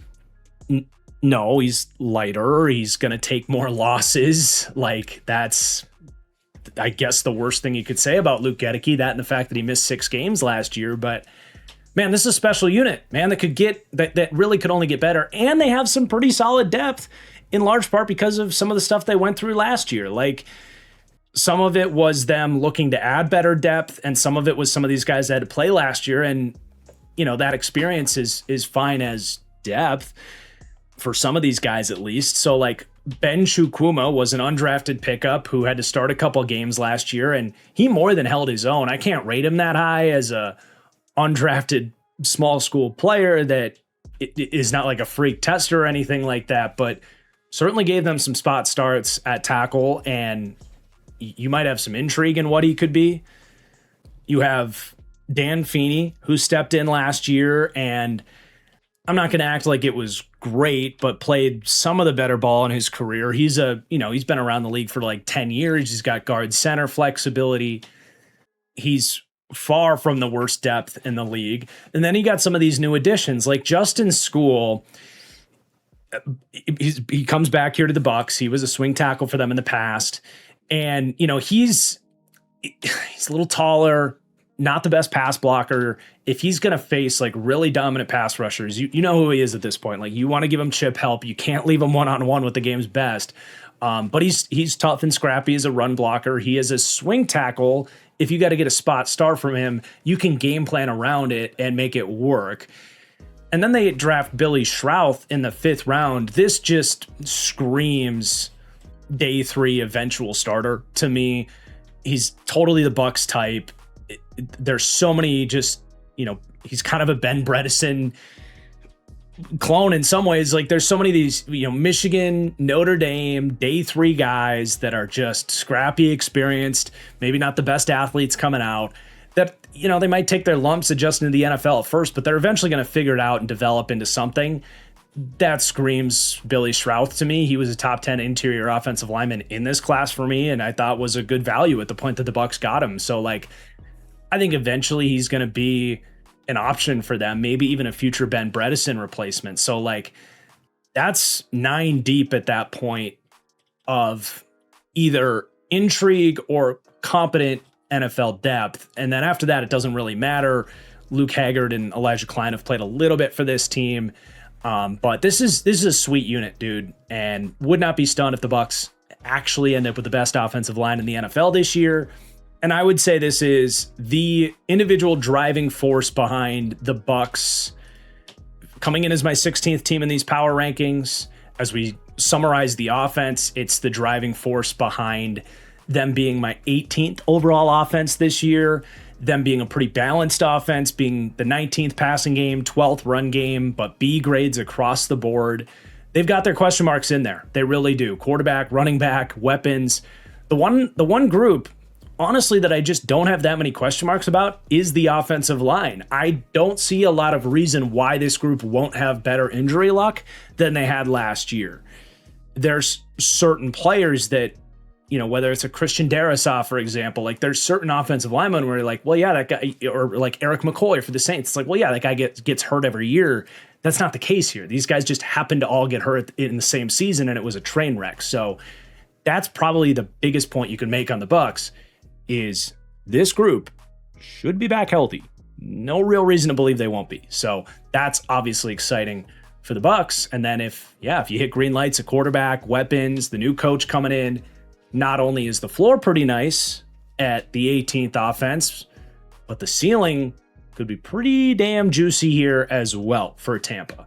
Now, a huge part of things getting back on track for the Tampa Bay Buccaneers is the defense. So let's dive into this side of the ball, and we'll start up front in the trenches where the Bucs defensive line, like the offensive line, on paper looks tremendously upgraded from where they were last year, part of which guys getting back healthy, part of which them getting Ruben Bain in the draft, which to me is one of the biggest steals I've ever seen in almost 10 years of covering the NFL draft. That certainly doesn't hurt.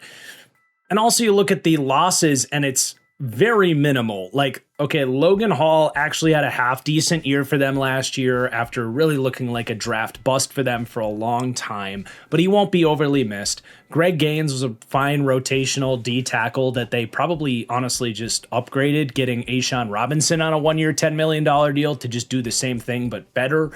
And then Hassan Reddick was a disappointment of an addition, someone that I thought was going to be good last year and wasn't. Still a moderate loss, but definitely replaceable for what he gave them. Those are your losses. Now, the additions, I already mentioned Ashawn Robinson as a nice piece to drop into the interior of the D-line. Certainly not a cheap addition, $10 million to come in and do his thing here. But two important players coming back from injuries. Kalisa Kancey, who tore his bicep in week 2 and then missed the rest of the season. Someone that has had a hard time staying healthy. He is, unlike the offensive line, someone you look at and you're like, well, he does have to prove that he can stay healthy, but he's a damn good pass rusher when he's out there, and they really missed him last year. On top of that, and this is where, some people might say you're overrating it, but David Walker was one of the biggest steals of last year's draft, in my opinion, and by all accounts, they were so excited about how he was going to change their defense by how he looked early in camp against their tackles. And he goes down with a torn ACL, but now has like 15 months to recover from that. That's a big addition. They also signed Al-Qadim Muhammad to a nice 1-year deal after a 30-year-old breakout season for him in Detroit last year. They draft Monte Capehart in the 5th round. They bring Raheem Nunez Roches home at 33 years old, kind of whatever, but a familiar face there. And then, oh yeah, by the way, Ruben fucking Bain is here now too. So really massive additions across the defensive line between the interior D-line and edge. And obviously upgraded at both of those spots. So let's take a look at this defensive line as well. And look, they cracked the top 5 for defensive line rankings for me. Now, it's more run defense oriented. They are tied for first for D-line run defense with a ton of different guys that will help them stop the run here surrounding Vita Vea, still one of the best nose tackles in the NFL. And then a very good pass rush that does rank 7th to 13th for me, with room to be even better than that. So now you can really see, all right, I get it why TFG likes the Bucs. Their trenches are freaking awesome. And this reminds me a little bit of like last year's Broncos, which were an awesome football team whose underrated offense and defensive lines were the driving forces behind their success. This reminds me a little bit of like, was it the 2022 Philadelphia Eagles? Admittedly, a team that I ranked too low going into the season, but a team that had a bunch of guys coming back from injury that were coming off a down year that no one was picking. Yet they got top 5 offensive and defensive line play. And I believe that was the year they lost to the Chiefs in the Super Bowl, right? There's some shades of that with this Bucs team where it's like, look, I get last year was a shit show, but they could have one of the best combinations of O-line, D-line play in the league, and that historically will get you somewhere. So that's the base of how you could maybe get excited about the Bucs. But let's start getting into this thing, man. There's a lot of exciting players here on this Bucs D-line.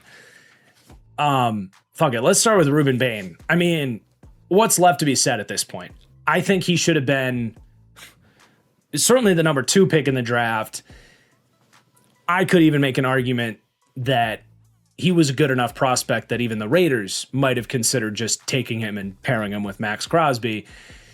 That's a little bit more far-fetched. I'm not going to make that my official take, but this was the best player in the draft, in my opinion, is what I'm saying. And the fact that he went to 15 is incredible. There was a driving incident that is a little murky to me. The fact that the family of, the girl tragically died in a driving accident by Ruben Bain.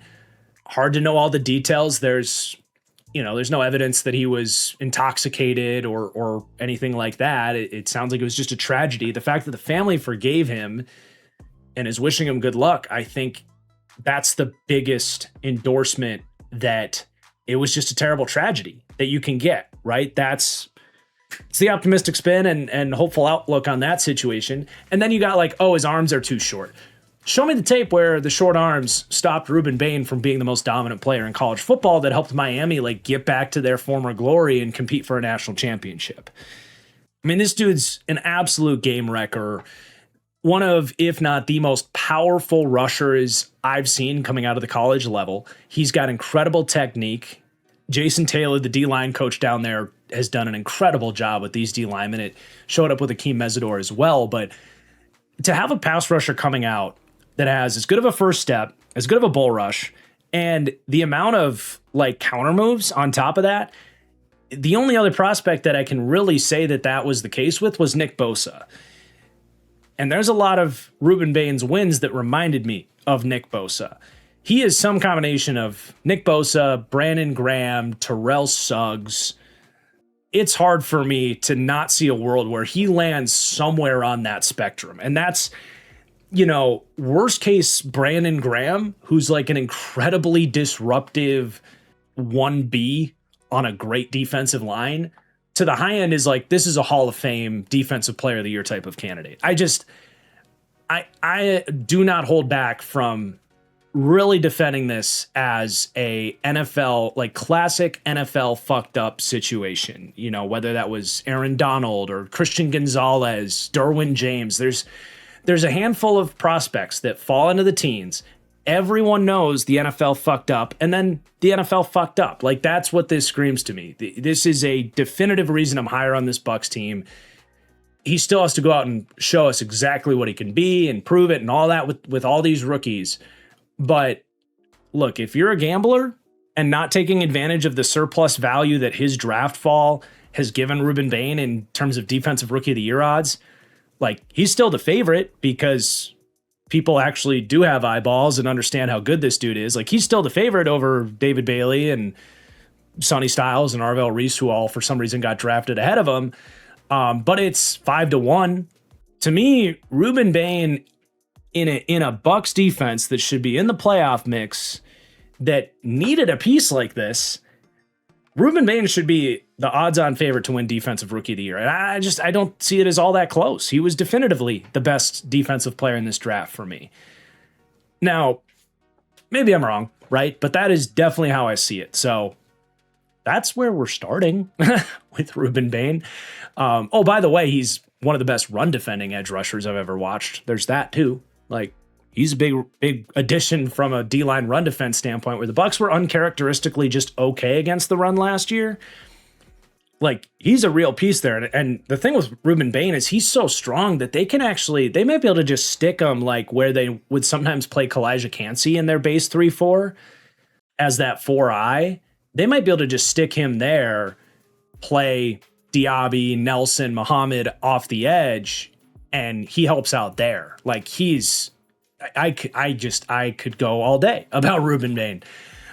But with that out of the way, let's go through the rest of these edge guys now that I've started to mention some of them. Yaya Diaby has had to be so much more than he's going to get to be this season, and that's exciting. Like, contract year for him as well. I love the way he's developed, but I do think he's kind of plateaued a little bit. And I frankly wasn't as impressed by his tape this year as I was last year. I don't necessarily know why that was. he's a really high motor guy with some power. That's where, like, I wish he was more dominant as a bull rusher at 6'3", 270. And hey, maybe Ruben Bain can come in and teach him a little bit, because they're actually built kind of similarly at like 6'3", 270. But he gets motor wins. He's great on loops and stunts and cleaning stuff up. Like, his sack total will almost certainly go up, because I think there's going to be a lot of these other guys flushing the quarterback out of the pocket, and his speed and relentlessness to clean stuff up will play.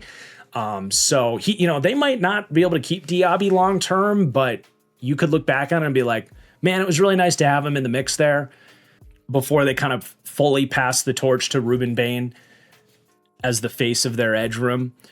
And maybe they do keep him long term, but either way, we're talking about the 2026 Bucs here, and he's a very reasonable number 2 edge, especially when you have the interior pieces that we're going to talk about, who are really like your number 2 and number 3. With me thinking Ruben Bain can actually be this team's number 1 this year in a best case scenario. But to round out the rest of this edge group, round out's not the right word, because this is still going to take a minute. I mean, you have Anthony Nelson, who's been around doing Anthony Nelson things, being 6'7", that heavy-handed edge in a Todd Bowles defense. He's actually had a little bit more of a shift throughout the last couple of years of actually being a little bit better as a pass rusher than a run defender, whereas earlier in his career, it was like, yeah, he doesn't give you any athletic juice to get after the quarterback, but damn it, he can set a hard edge. He's probably landing somewhere in the middle there as just like a solid number 3. He's still around and doing his thing. I like that. Al-Qadim Muhammad is just another one of those guys, someone that earlier in his career was an excellent run defender. At his age 30 season in Detroit, where they desperately needed anybody else to get after the quarterback, he had a career high in pressures, tapered off as the year went on, and probably is going to regress something closer to what he was earlier in his career, but he's always been a useful 3rd or 4th piece, and that's all he needs to be here, so that's a nice addition.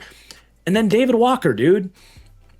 I know he's a 4th round pick out of, I mean, I can't even tell you this school. Central Arkansas? Central Arkansas, right? D2 or 1AA. Way down there in the college football pecking order. But this dude had some of the most laughably dominant tape you'll ever see. It makes sense why he's dominant, because like Ruben Bain, like Yaya Diaby, like these guys they like, he's short, compact, and strong as shit. And he's got a great first step. He's got agility, but he's 6'1", and gets up and under your pads, and offensive linemen are flailing at him because they don't know where to put their hands, as he's just annihilating them, whether it's with the bull rush, ripping through them. He provides such unique leverage as a rusher. And yes, it was a low level of competition, but he was the most intriguing player heading to the Senior Bowl, and he was the best player at the Senior Bowl that year, in my opinion. So just dominated all week. That, to me, made him a draft steal. And his injury was one of the more devastating footnotes on last season for the entire NFL. I was gutted that he got hurt. Now he's older. He's coming off the ACL. He's got to go out and get it done. The nice thing is they don't need him, but I fully believe he's going to get into the mix here, start to get his snaps, be efficient when he gets them, and I think he's the reason you're probably going to let Yaya Diaby walk, because I think David Walker has a really good chance to at least be something like Yaya Diaby is. But Walker himself reminded me a little bit of like a Brandon Graham type of player. So I don't want to sell his upside short. I really don't. I don't know how much of an impact he'll make this year, but really excited to see him get back on the field. And then you even have Chris Braswell, who was a 2nd round pick, never had the best traits, but like kind of a crafty rusher, good with his hands, a little bit of power. The light came on for him a little bit last year, and he's got to kind of earn snaps and a roster spot here. And there's a lot of teams that could really use Chris Braswell. Like if he's on the Chicago Bears, he might be your number 2 edge. So like that's your 6th piece. Okay. Yeah, that frickin' plays. And then you go to the interior D-line, and it's freaking awesome. You got Vita Vea, who is getting older, but we haven't really seen any regression for him. You're not moving him in the run game. He's a little more inconsistent. I don't know if it's a motor thing or a stamina thing or what. Like there's some games where his pad level comes up and he can be less of an impact against the run in some games than he is in others. We've seen him have some of the more dominant games in an individual season. Kind of a player that's hard to explain some of the inconsistencies in his game, but damn it, if he isn't one of the best run defenders in the league and a force multiplier for commanding double teams in the run game. And he's a good pass rusher, man. He felt like he was maybe regressing a little bit as a rusher until last year. They needed him to step up with Cansey going down and some moving pieces. Hassan Reddick didn't really work out. And there were some moments where Vea really stepped up last year. And honestly, that goes back to 2024 as well. But the last 2 years have been the second and third highest pressure years of his career since 2019 when he first came into the league. So like, yeah, he's 31, but seems to be motivated and playing good. And honestly, man, like now that he has all these other pieces around him, he's still a hilariously challenging player to block one-on-one. If you now, and that is a benefit to the Bucs rushing 5 when they want to do it. If now you're like, holy crap, like we're now dealing with any combination of these 5 guys coming after us, and we haven't even talked about Calijah Cansey yet, and we have to leave Vita Vea one-on-one, like he can wreck game plans. So that's exciting with all the extra pieces around him.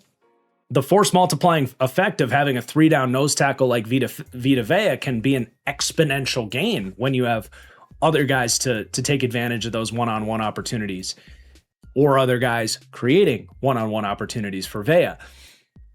And then, yeah, you got Calijah Cansey, who's the biggest question mark here. You know, of all these guys I'm hyping up, Cansey's the one where I'm like, wouldn't be stunned if they don't get as much from him, because he just has missed so much time. He's missed, I think, at least 6 games every year, and he tears his bicep week 2 last year, and there goes his season. So he's got to prove that he can stay healthy as a lighter, undersized interior D lineman that's dealing with guys, you know, I can't say twice his size, but there could be a reason he's getting banged up because he's moving so fast and maybe doesn't quite have the body armor of a traditional D tackle. I don't know. That's just speculation, but clearly it correlates to a guy that gets hurt. But dude, he's still heading into his 4th season, trying to make career life-changing money. He was a former first-round pick.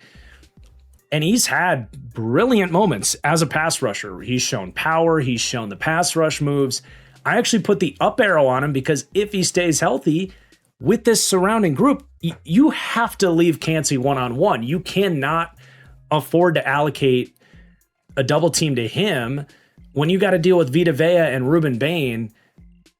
It's just not going to happen. So like he's going to have the most advantageous year as a rusher if he's healthy. And I know he can beat one-on-one blocks in the drop back passing game. And the idea of him and Ruben Bain working off each other, or like even him and David Walker or Yaya Diaby, like the idea of those guys working off each other with their athletic gifts on stunts, with Vea commanding attention and Ruben Bain maybe just working one-on-ones, being the true number 1. Dude, this could absolutely be, I mean, the best, second best D-line in the league. If you hit all these green lights with Cansey staying healthy, Ruben Bain being as good as I think he can be, all these rotational pieces being an impact, I mean, damn it, man. The prospects are exciting. Beyond that, you know, A'Shawn Robinson's pretty self-explanatory, but I like it as a sneaky addition to this D-line, like 1 year, $10 million contract, not nothing. I think I said that 2 times already. But I see him as an upgrade at a very important secondary run defense role for the D-line. Like he's a big reason they are good enough against the run to be tied for first. Now there's not like a definitive elite run defense D-line right now. This is about as close as it gets. But one thing you will notice about Cansey is like he is as big of a liability as a run defender as any starting football player in the NFL, maybe not named Patrick Queen. Ideally, to keep Cansey healthy and to get the best out of Cansey and not expose his liability as a run defender as like, you know, he's like 280 pounds soaking wet. Ideally, you're just not going to play him on rundowns. So having A'Shawn Robinson to come in and play 3-tech, and we'll see. Like I talked about, can the Bucs be more of a, like with a D-line this deep, this talented, can they be more of a, you know, it would be far-fetched for a Todd Bowles' mind, But can they be more of the Seahawks last year, the Eagles, where it's like, we only need 4 of these guys on the field at the time. They'll get off blocks. They'll stop the run. That'll open everything else up. Well, A'Shawn Robinson is your first and second down starter there to help you get off blocks and defend the run. And then in comes a fresh and healthy Calijah Kancey. Now, if they're going to run the base 3-4 stuff, I mentioned you've got possibilities. You have Ruben Bain, I think, can play 3-4 end better than Calijah Kancey. You have Elijah Roberts, who's still small and getting better, but like for him, I think you almost want him on earlier downs more than Kancey. I think he showed some ability to play the run, but as a 4-eye, as a gap shooter, an athlete, I think he can do it. And it's really about just keeping Kancey healthy, honestly. Raheem Nunez-Roches can do it. You draft Devontae Capehart, who can theoretically do it as a guy that played 6 years in college ball. And I don't want to just totally shortchange those guys either. Roberts was a mid-day 3 pick last year with a lot of athletic traits, tagged as a little bit more of a tweener, but definitely fits. Can be that penetrating 3-4 D end in Todd Bowles' defense. He's really athletic for loops and different pass rush games, especially if Kancey is going to be injured. He would be that athletic lever that you want to get out there to scheme up some of those more open looks on those twists and games. He had a good rookie season for what he is, and I still think probably going to land as a rotational player in time. Maybe he surprises there, but should still continue to get better within that role. And then, Capehart, I wasn't the biggest fan. I just didn't see a whole lot that got me excited with him, but he did test really well. And like the experience going through all those different years at Clemson at least gives you something to say he could just be kind of a balanced rotational piece as well. Elijah Simmons is another giant nose tackle you can throw in there. Probably more of a Vita Vea insurance policy scheme-wise. It's nice because like these are the types of pieces that a lot of other defensive lines are looking at like, we need him to give us 300 or 400 quality snaps. Whereas here it's like, if they look good, we'll play them. If not, who cares? I love this D-line, man. And you pair that with the O-line, I start to get pretty fired up about this Bucs team and even talking myself into maybe being too low on the Bucs. But they obviously just have so many questions. And even this D-line, like, they still have a lot of guys that got to go out and prove it. If I'm overrating Bain, if Vita Vea is getting older and starts to regress, if Calijah Kancey gets hurt, you start to peel back some of the layers here, and this could be more of a middle-of-the-pack defensive line as well, even if the upside is also as good as it gets. So there's your D-line. Let's go to linebacker. This will be a shorter conversation for sure. They did make some changes, though. Definitely a notable offseason where we said goodbye to Mike Evans. Now they also say goodbye to the poster boy franchise icon, Lavonte David. Now, in terms of leadership and knowing Todd Bowles' defense, it's a loss. Lavonte David clearly, Father Time caught up with him. He was missing tackles, was struggling to get off blocks. He, to me, was a core reason we saw a Bucs run defense last year that has pretty consistently been a top 10 run defense under Todd Bowles, was 20th. Like, he just couldn't get to his landmarks, and he retires. So amazing career, easy Ring of Honor guy, and should be in debates for Hall of Fame. I think he's borderline, but like, dude, you just shout out to his career, right? But in terms of, is he a huge loss compared to last year's Bucs team? Not really. In some ways, it's addition by subtraction, getting bigger, faster, stronger there, honestly. So they bring in Alex Anzalone, who, if nothing else, should give you probably a slight upgrade over Lavonte David, just proven veteran, starting caliber player. We'll talk about him. Josiah Trotter, exciting second round pick. Even Christian Roseboom, adequate depth. 3 new names in here. I said at least slightly upgraded out of respect for Lavonte David, but this could easily be a very seriously upgraded group. Really centering here around Josiah Trotter, their rookie second round pick. As we take a deeper look at this thing, we know what Alex Anzalone is. I don't need to spend too much time on him. He's started a million games at this point. He's got pretty good eyes in terms of zone coverage, but not the most incredible range or a history of ball production or anything like that. He's just an okay blitzer. He's a heady run defender with size that can get off blocks and finish tackles. He was a nice high floor signing that needed to happen. Raises the floor of this group. Josiah Trotter, on the other hand, much more unknown as a late second round pick coming in, and a bit of a polarizing or split prospect in the sense of like he's very one dimensional as a player. He's big, plays with his hair on fire, not afraid to take on blocks, really impressive high-end plays of him defeating blocks, not just with stack peek shed technique, great bloodlines, Jeremiah Trotter's son, but he's super underrated for his agility in terms of sidestepping blocks, showing some of that elusive block shedding ability that matters too, that you see a lot of undersized linebackers play with. So like he's got a really good baseline as far as rookie linebackers are concerned in terms of, I think he's going to be able to play upfield and be an impact against the run. And all of that applies as a blitzer where he's awesome. I mean, his speed to power ability, he's got legit pass rush moves. He uses that agility to defeat backs.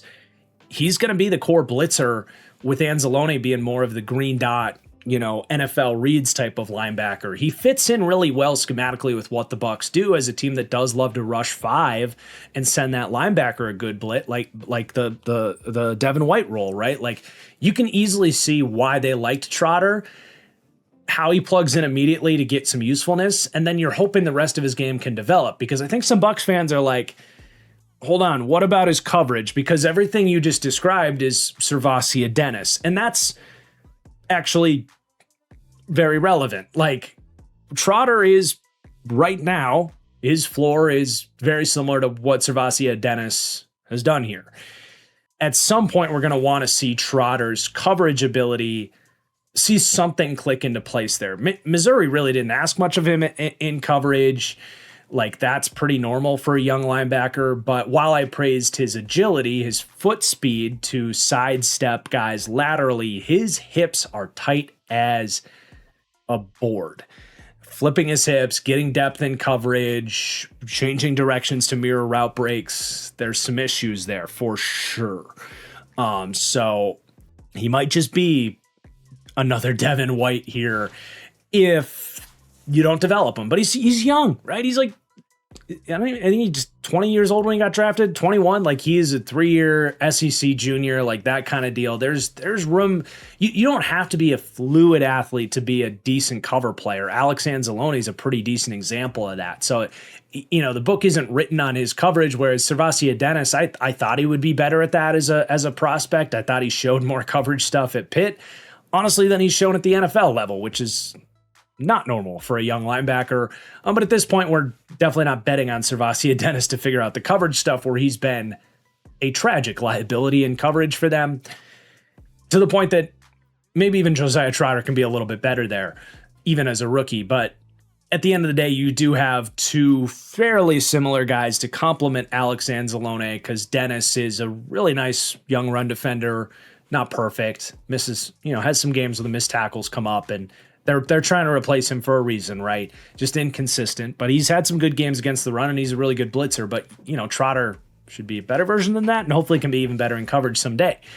Christian Roseboom is nice veteran depth. Probably won't play into the picture here too much unless guys start getting hurt.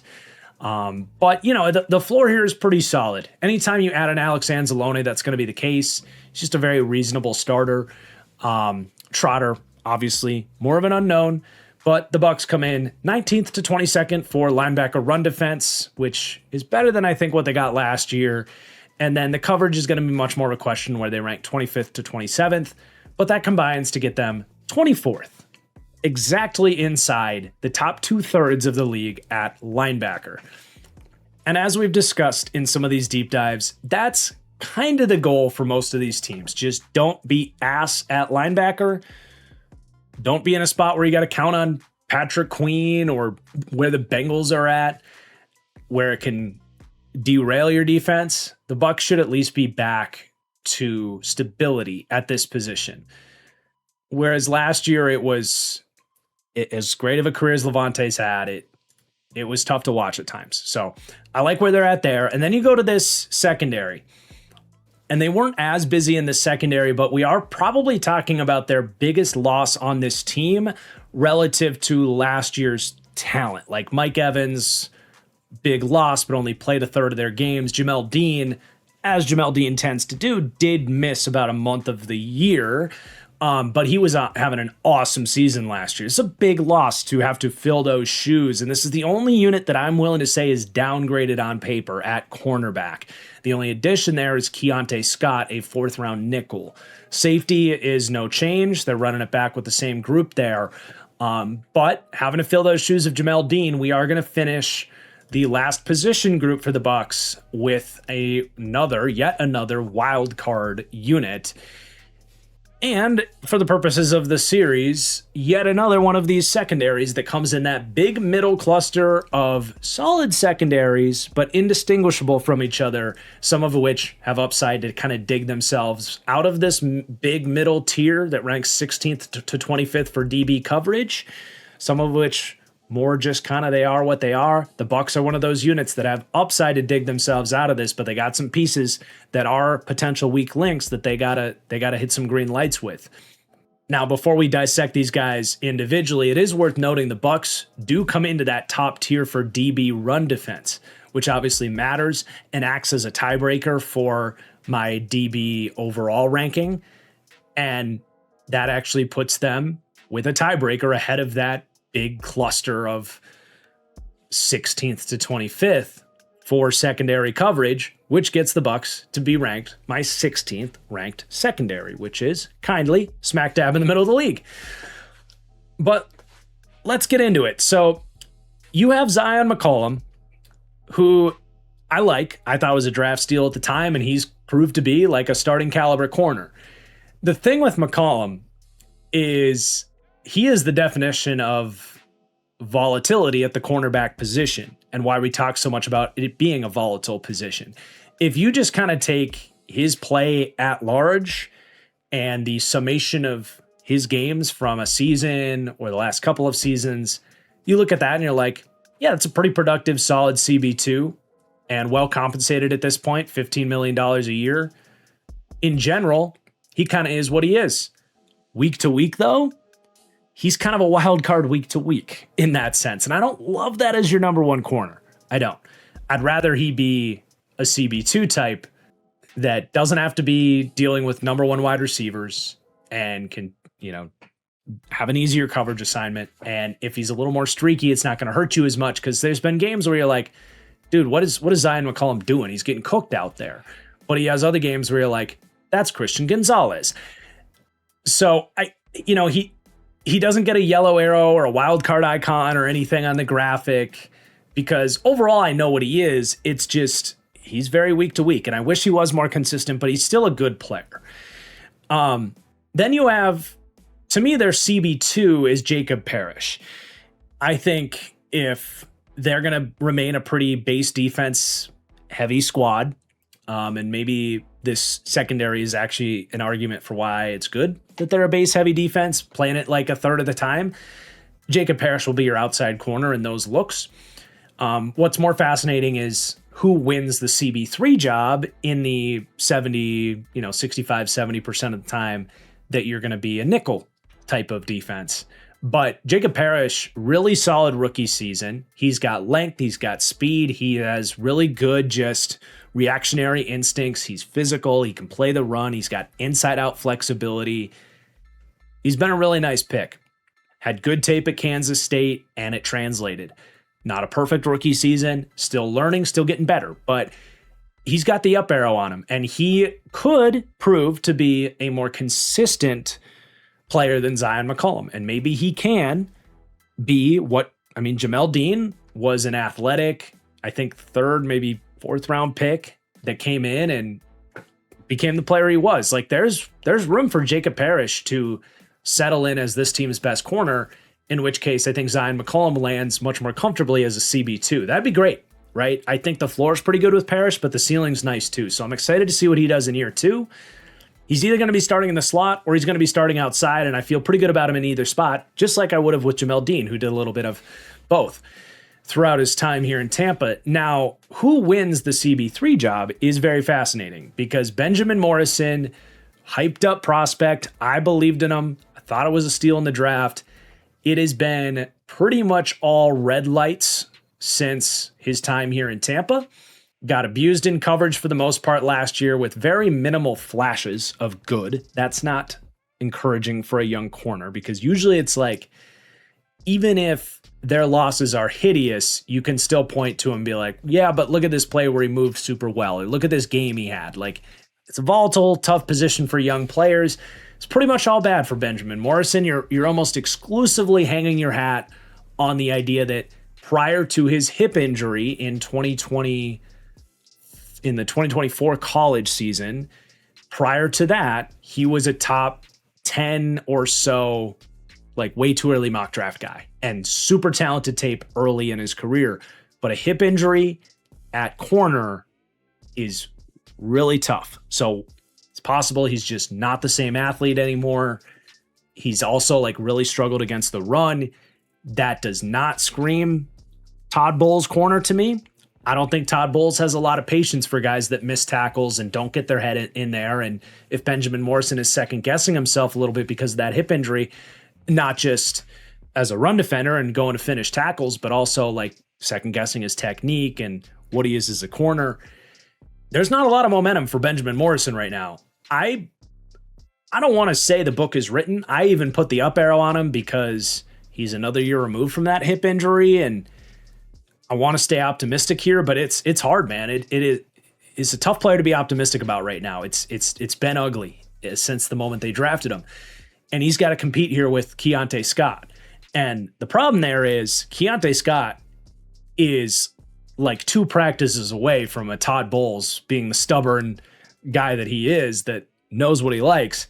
Keionte Scott's a couple tackles in practice away from just winning this job because he is the definition of a Todd Bowles defensive back, especially in the role that they're kind of looking for. Like if they're comfortable just sticking Parrish outside, they've had guys like this in the past, especially like a Christian Izien, who missed half of last season. I didn't end up putting him in there with the losses, but especially like a Christian Izien who, yeah, he kind of sucks in coverage, honestly, but they can blitz him. He plays his ass off, fills the run from the nickel, kind of goes hand in hand with the idea that Todd Bowles is a run defense over coverage oriented thinker in terms of his approach to defensive coaching. Will not be the least bit surprised if they choose Keionte Scott, the fresh rookie coming in from a Miami Hurricanes championship defense, and just roll with that because that's where they'll be comfortable with him just trying to muddy things up. And I really like Keionte Scott's instincts, the way he plays screens, the way he fills the run. I love that. I ended up a little lower on Keionte Scott because number one, he's a 25-year-old slot corner prospect. That alone probably limits you to a 3rd round grade for me. The value is just a tough sell. Some people thought he would get drafted higher than that. I thought it was pretty unlikely, especially once I loaded up the tape and I was like, he can't really cover. Like he's over aggressive. He takes bad angles. He doesn't really have good zone feel. Like the instincts he shows against screens in the run game and blowing shit up underneath doesn't really show when he drops into a read and react zone coverage. So, I love the fit. I put the up arrow on him as well. I don't, I loved Antoine Winfield, loved Tyke Smith. I don't feel the same way about Keionte Scott. I don't. But wouldn't be surprised if he wins this job, if he makes some plays, and he's something like what Christian Izien has been for this team, which isn't amazing. Maybe he can be a little bit better. He's got good speed, right? But as a floor piece and a 5th worst piece, you could do worse than that. So we'll see where those guys land. Morrison definitely has the better upside. Scott, more of the floor play. I know like they kind of land with the same rating here coming in, so it can be a little bit confusing when worded that way. But that's obviously your biggest question mark with this secondary is you have a chance to have a true weak link in what can be very much a weak link position. Beyond that, you have Josh Hayes, who is another Kansas State guy, 6th round pick in 2024, I think. He's played a little bit maybe a nice depth piece. Chase Lucas has had his opportunities around the league. Had a really nice pick on the Niners last year, stepping in when they needed some cornerback depth, and then proceeded to just get picked on after that. Jumped, I can't even remember who it was against. It was a primetime game, jumped a play in the flat and got everybody fired up. Was that even against the Bucs? Might have been against the Bucs. But anyway, he's a depth piece. Demarion Williams was drafted as a freak athlete and has never figured it out. Pretty thin at cornerback, all in all, as most teams are. But when you don't have a number 3 starter that you feel great about, that can be an issue. Corners get hurt quite a lot. So if something happens to McCollum or Parrish and you end up with 2 liabilities, that's where things start to taper off. Now, I love these safeties, man. I think it's one of the most underrated safety duos in the league. Maybe the best safety duo in the league. It's up there. I mean, the Lions, with their injury questions, that feels like that was short-lived. Maybe I'm just 2 hours into this recording and drawing a blank, but it feels relatively safe to say that I think this is the best. Well, the Falcons in this division, but that's close. It's really close. Regardless, this is a sweet duo. And the core reason that they get that top tier run defense ranking too, dude, these 2 guys are everything Todd Bowles looks for in that hybrid safety. Their willingness to come downhill and just try to beat the shit out of you. Both these guys. There's a reason Antoine Winfield Jr. plays like his dad did, and Tyke Smith got an Antoine Winfield comp for me. They just love that side of the game, and you feel their presence from the back end, and I love it. And then they're both crazy athletic, instinctive coverage players in the back end. Antoine Winfield's a proven commodity in that sense. He's had some down games in coverage. It happens.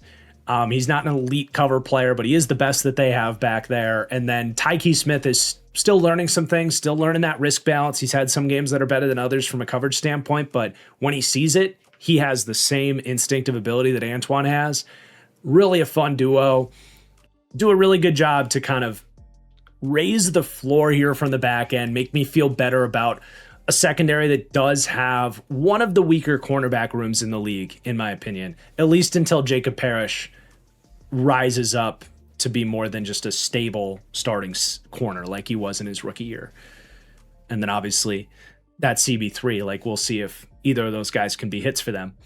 Likewise, though, you have really no safety depth. Miles Killebrew is more of a special teams guy. He's got to be into his 30s at this point, and then it's all undrafted, unproven types. So I would think Keontae Scott's probably your backup safety, because that's kind of how they've done this. Their safeties and their slot corner are all relatively interchangeable.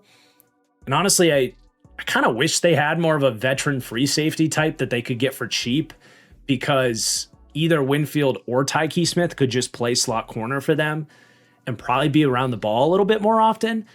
They have the flexibility to do that if they had another safety that they actually liked. So maybe Rashad Wisdom surprises. He got on the field a little bit last year, but I'm not really familiar with him. Either way, for a team that has a bunch of pivotal factors, wild card units, if you will, this Bucs secondary is yet another one of them, and gonna be a big part of the type of success this defense can have. But as we summarize the defense, I do think getting such a better influence from the D-line and even the linebackers, I'm less worried about a secondary getting abused when I think they're going to be as good in the trenches as they are. And even with some questions there, especially in the secondary, the Bucs did come out as my 9th ranked defense heading into the season, even with those questions. I think this team has a chance to get back to playing really good defense in Tampa, even if that idea has felt a little more fleeting in recent years. Now, it is more of a run defense oriented group than a pass defense group. 3rd in run defense, they took a step back there last year. I think their offseason signals, we ain't doing that again. We're going to make a bunch of additions at D-line and linebacker and get that shit fixed, because that's what Todd Bowles wants to do first, right? So they do rank 3rd for me for run defense. Pass defense is more middle of the league, 15th, where some of the secondary questions, some of the linebacker coverage, some of the coaching questions, especially really start to add up. So that's where you really want to see them take some steps forward. But let's quickly talk some special teams for the Bucs here before we summarize the whole picture here, roll the interview with Josh, and then give you my final predictions for the Tampa Bay Bucs in 2026. Quick conversation here on the special teams. No changes from the offseason. Running things back here as we look at how they graded out last year, looking at the PFF and DVOA team grades, the Bucs actually had quite a lot of difficulties with their special teams. It wasn't related to the kicker. Chase McLaughlin's awesome, but the punter, Riley Dixon, did not grade out well. They do have an intriguing young returner there in Cameron Johnson, who's got good speed and projects like a good young returner. Still a lot to prove, but he ranked kind of middle of the pack for returners. So with some of their more poor team grades and some of the issues that those sites, PFF and DVOA, saw last year, they came out 22nd for special teams, but not a unit I'm particularly worried about. If nothing else, they should be fine, but maybe due for some positive regression, just having an exciting young returner and a kicker that you can trust, I think, in McLaughlin. But yeah, let's roll this all together with my Venn diagram of strengths, weaknesses, and pivotal factors. The Bucs, as our 16th ranked team, get a very fascinating chart here because they have, to me, two definitive strengths. And it's about as important of a strength as you can have outside a quarterback, and that's both the line play. Offensive line, defensive line. Reminds me a little bit of like last year's Broncos team where we looked at this and we're like, hold on, they got probably a top 10 O-line and D-line. Like that just makes everything so much easier when you can establish things at the line of scrimmage. So that really matters. Weaknesses for me is the least important individual like position in the formula, which is linebacker coverage, but it is a weakness for now. And hospital bills.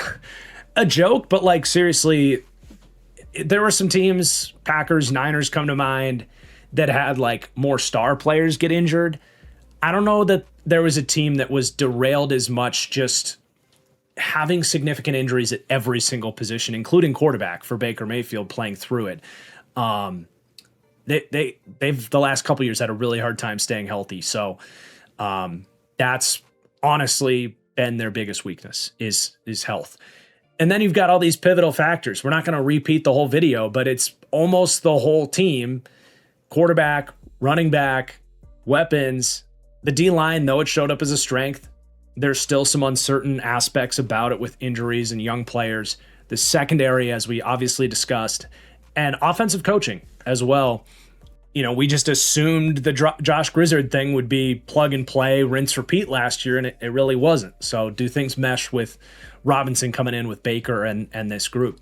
Pretty fitting for our 16th ranked team that they drop in the middle, but my goodness, the swings could be pretty vast for this team, just as we saw at times for this team's season last year. But do not go anywhere. It's time to welcome Josh Queipo of Pewter Report to get his insight on some of the bigger questions here for the Bucs. And now we get to welcome Josh Queipo from Pewter Report here to the Bucs Deep Dive. Excited to get your insight here. Josh, how you doing, man? It's good to see you.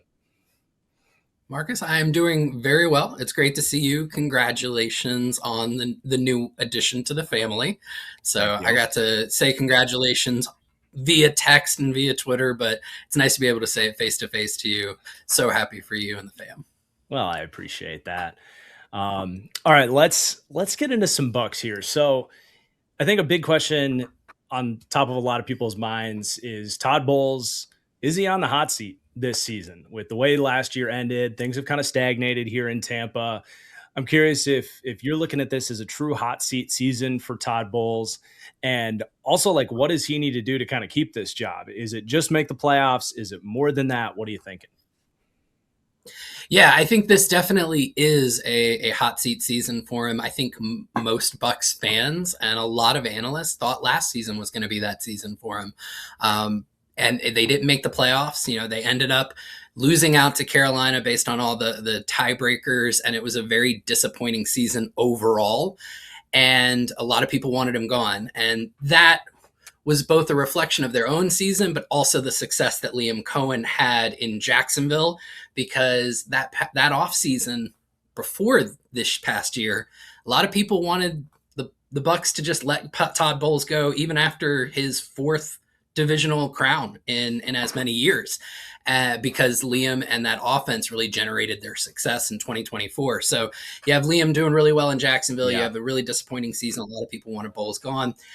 Ownership stuck with him because they weren't even a year removed from an extension that they gave him. And so that puts a lot of pressure on him this year.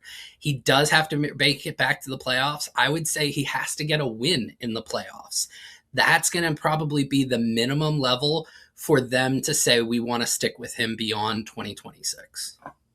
All right. And then you got, some intrigue with the quarterback and how things kind of ended last year. Baker Mayfield goes through an injury last year that also coincided with a very significant drop off in play. People never, the Twitter Twitter NFL fans, and people never want to hear when a quarterback played hurt. It's just, they don't want to hear it. If you're out there, they want you playing well. But he was playing through an injury. I want you to kind of break down, like, what was his injury? What was he playing through? How much do you think it impacted his game last year? And on top of that, do you think there's additional concerns beyond just injury excuses that maybe leave you with some questions for him as we head into 2026? Yeah, I think all of the above, really. As far as the injuries, he had a bone bruise on his knee, strained MCL, strained PCL, an AC joint in his shoulder, and then there was a biceps contusion that I think everybody got to see on the Netflix show Quarterback, where his whole arm just looked like it was, black and blue all over. And no doubt those all had an impact on his play. I think the arm injuries really sapped some of his throwing power and didn't allow him to get into some of the tighter windows that he would normally be able to fit throws into.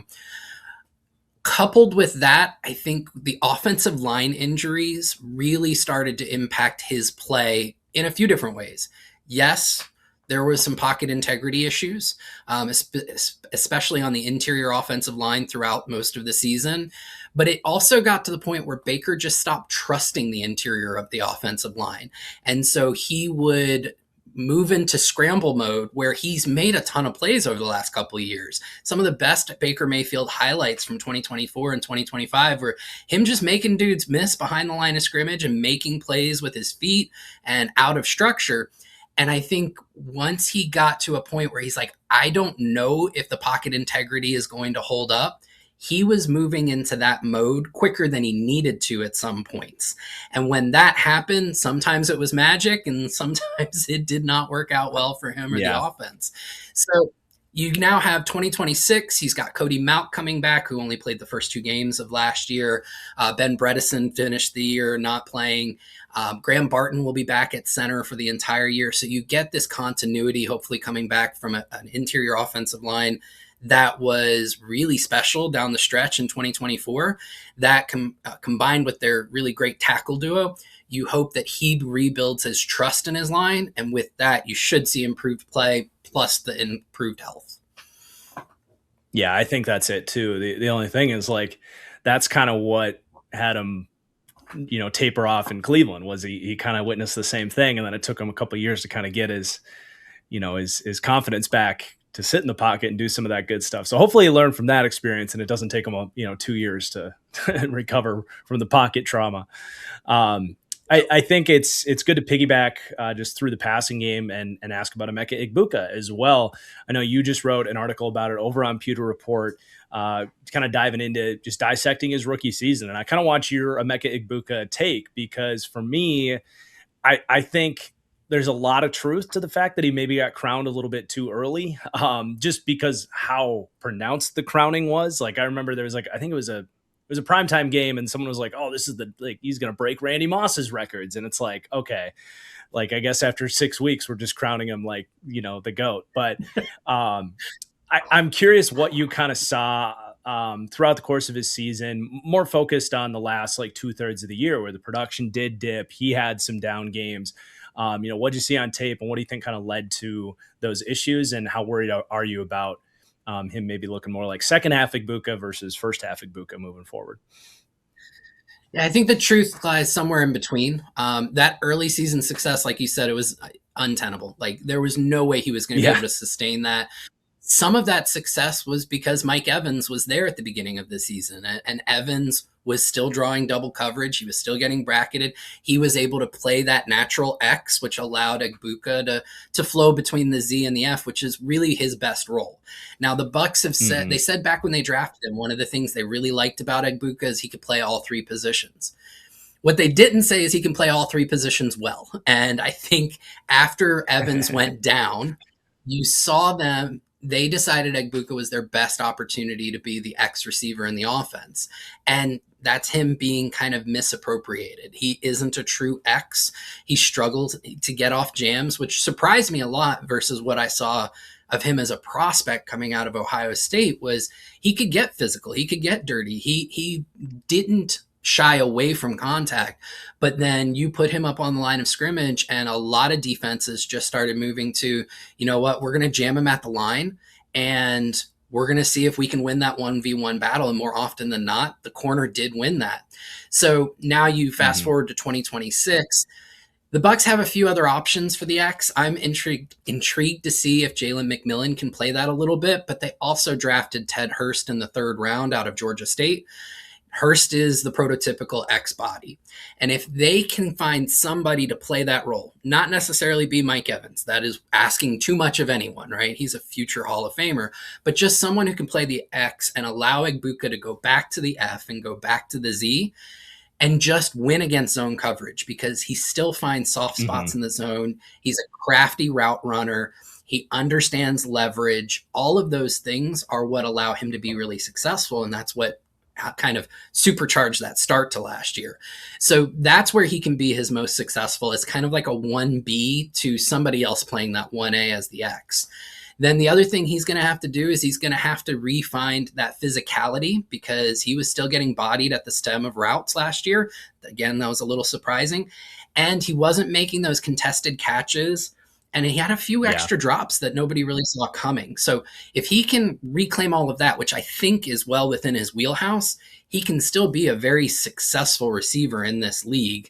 Just somebody you want in motion, somebody you want coming off the line and not having to worry about being pressed. And he can find those soft spots in the zone.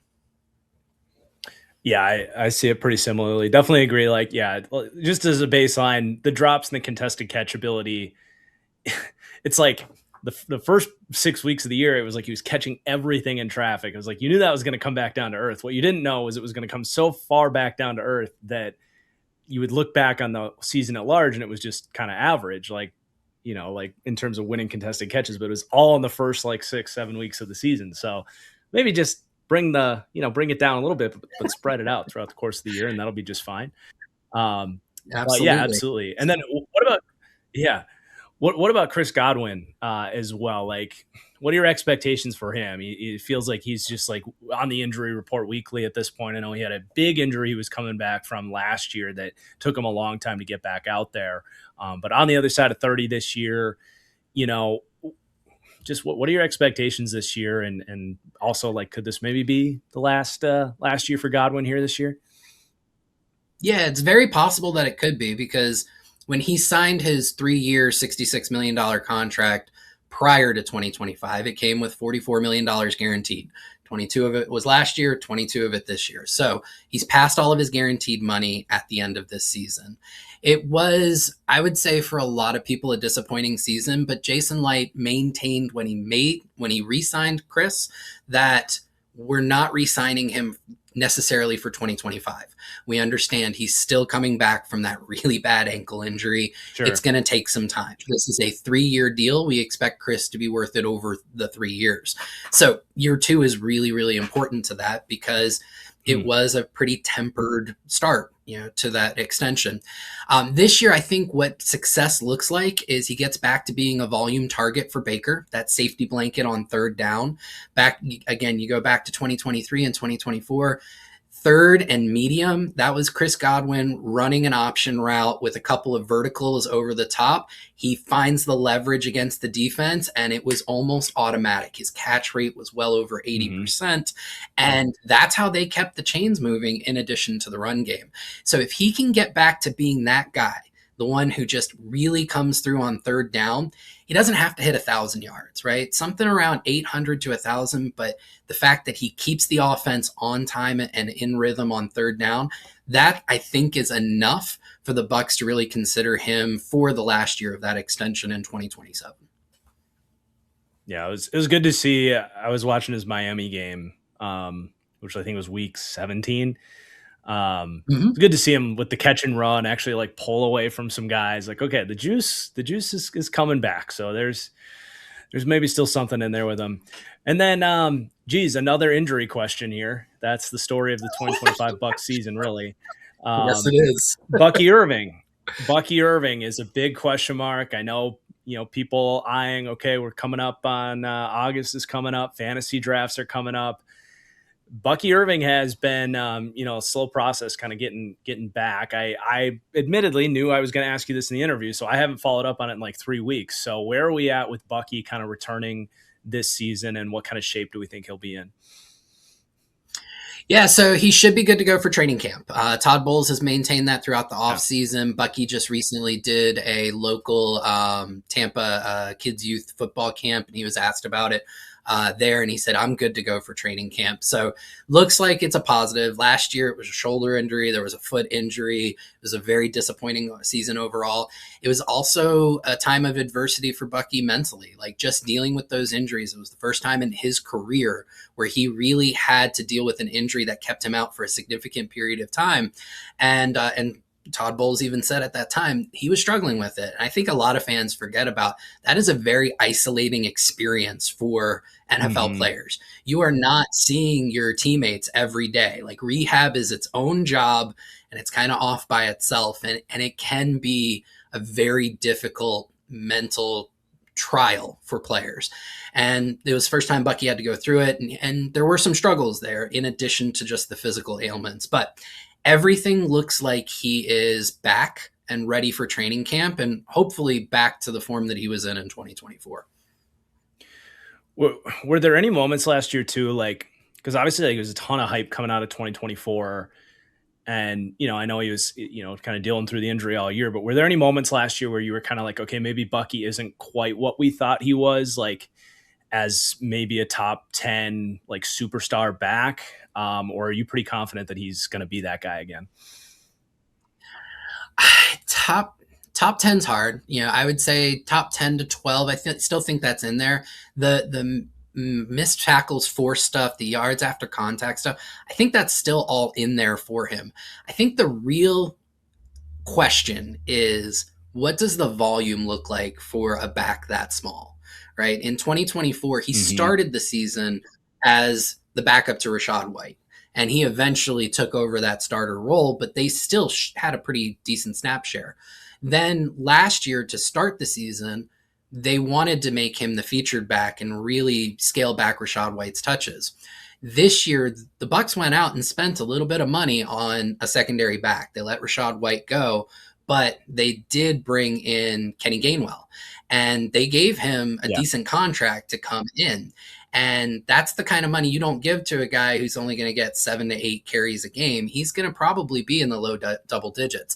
So I think that's the Bucs signaling that from an efficiency standpoint, yeah, Bucky can be a top 10 guy, but he's not going to have a Saquon Barkley type of volume. He's not going to have Christian McCaffrey's volume. He's not going to have Derrick Henry's volume. So where you qualify that when you do, running back rankings, I think there is a decrement that you have to make to a guy who isn't going to get those 20 to 25 touches a game.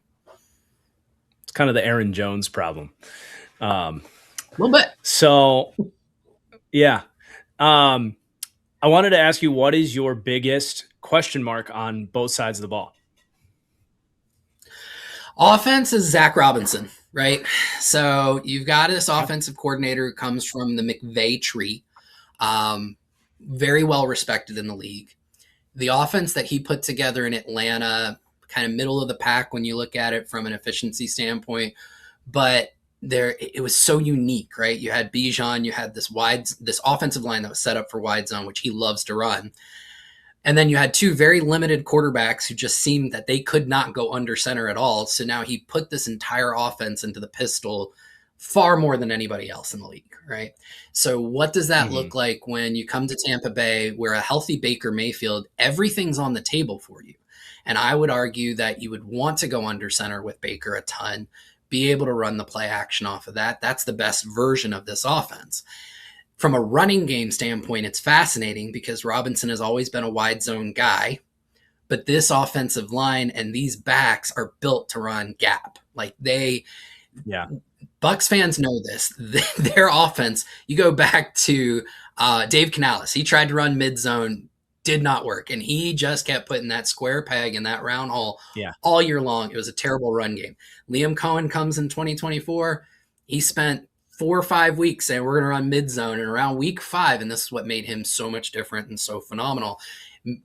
Week 5, he goes, I'm throwing out the whole run game, and I'm going to become a gap guy. And then they had the best running game in the NFL, right? So with Robinson coming in this year, is he going to be adherent to his wide zone principles, or is he going to run what this offensive line and these backs have been successful at? I think that is so fascinating and the number one question I would have for offense. On defense, can they get home with 4? That I think is absolutely the number one thing. Todd Bowles is, of course, a pressure, blitz, scheme them up type of defensive coordinator. But over the last few years, he's gone from blitzing as a layer of his defense to blitzing out of necessity because he just hasn't had that front 4 that can consistently get pressure. So Yaya Diaby has ascended every year of his career. You also have Ruben Bain, who they could not believe they got Bain where they did. Like that was never in the cards for them. And they did preaching to the choir for me. Yeah. So there's this great story that Jason Light tells where, you have your core team that's in the draft room, but you have the rest of the personnel and the coaches down the hall. They could hear down the hall screaming and cheering when they got that pick in. Like that's how loud the building was. So you've got Bain, and then you've got Kalijah Cansey, hopefully back for his first fully healthy season. You put those 3 with Vita Vea, and they've got decent depth too. I know you're a David Walker guy, right? So he missed all of last year with an ACL. He's back as a depth edge rusher. I thought they had a very smart signing with Al-Qadin Muhammad for only $4.5 million plus incentives. So now you're building this decent depth on the edge, and they have some intriguing young pieces at defensive tackle behind the 2 main guys. Elijah Roberts had a pretty solid rookie season for a 5th-round pick, and I actually like the DeMonte Capehart selection this year late on day 3 of the draft. So they've got more depth. And if I do, I'm a Capehart guy. So you've got good depth, but if those guys can get some pressure and allow Bowles to blitz because he's creative with it and not have to just pound that button because he's got no other tricks up his bag, it lessens the pressure on the back end. And I think that's where you see the best version of this defense.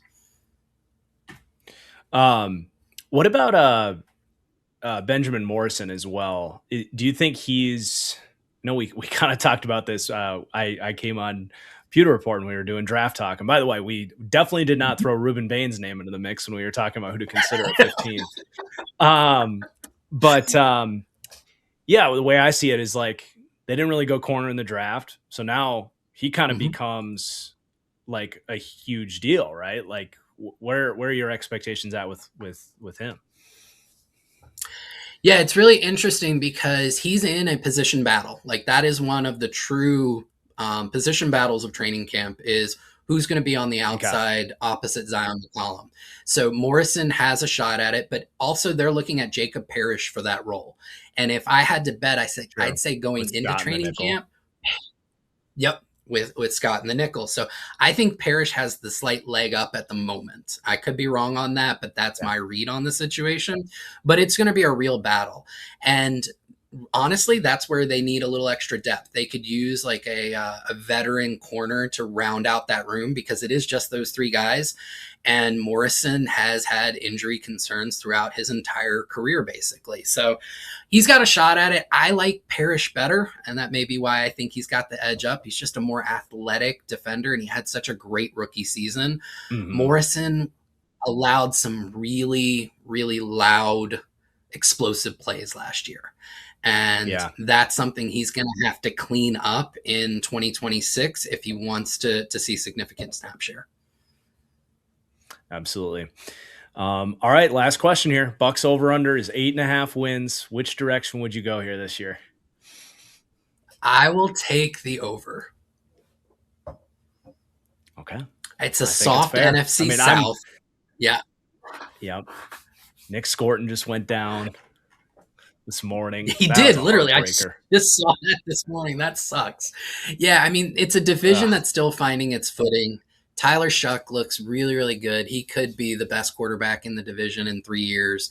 But there's still significant question marks across the rest of the landscape. And as long as the Bucs stay healthy, I still think they're the best roster in the division. Yeah, I think that's fair. But you got to get your Tyler Shuck hate off my channel because he could be the best quarterback in this division this year, my friend. You look out. Fair enough. Fair. That's true. All right, man. This is got to defend my boy. Let the people know what you got working on, where they can find your work before we get out of here. Yeah, so everything Bucs related, you can check out pewterreport.com. I'm one of a phenomenal team, probably too many people to say on this, but we're led by the fantastic Scott Reynolds. We cover the Bucs 24/7. And so any storyline you can think of, we're on top of it. The best Bucs coverage out there. I absolutely agree. And I know a lot of Bucs fans watching this are probably excited to see the Pewter Report, representative here. But if there are any Bucs fans that are not reading up everything Bucs over on Pewter Report, definitely go check it out. You're missing out. But thank you so much, Josh. It was a ton of fun. And thank you, everybody, for watching. So a huge thanks to Josh, good friend of mine, great insight. Love Pewter Report and all those guys over there. But let's finish things up with my final predictions on the Tampa Bay Buccaneers. As we look at their schedule, they do not have an easy schedule. They really do not. They have to play the NFC North and the AFC North. They also draw the Chargers in there, the Rams in there. They have at Dallas in there. For an NFC South team, I feel like we've come to expect these teams to have easier schedules than this, but that's really not the case. I only have them as big favorites in one of their games, being the Cleveland game at home, week 2. So every game for them is going to be a tough battle for, that you could probably say that about most teams that I rank 16th in the league. But it's certainly more about like them hitting their own green lights, having guys develop and staying healthy. And if they do, I think they will take care of business. And as this is more of a predictive segment, I'm actually taking a positive spin on this Bucs team that I know not a ton of people are. Now, they are still division favorites, but they're 18th to 20th in Super Bowl odds. Their over-under is 8.5. And honestly, that kind of makes sense because I don't think their schedule is very easy. But I did predict this team to win 10 games this year, hitting the over there. And, I think their ceiling is about that.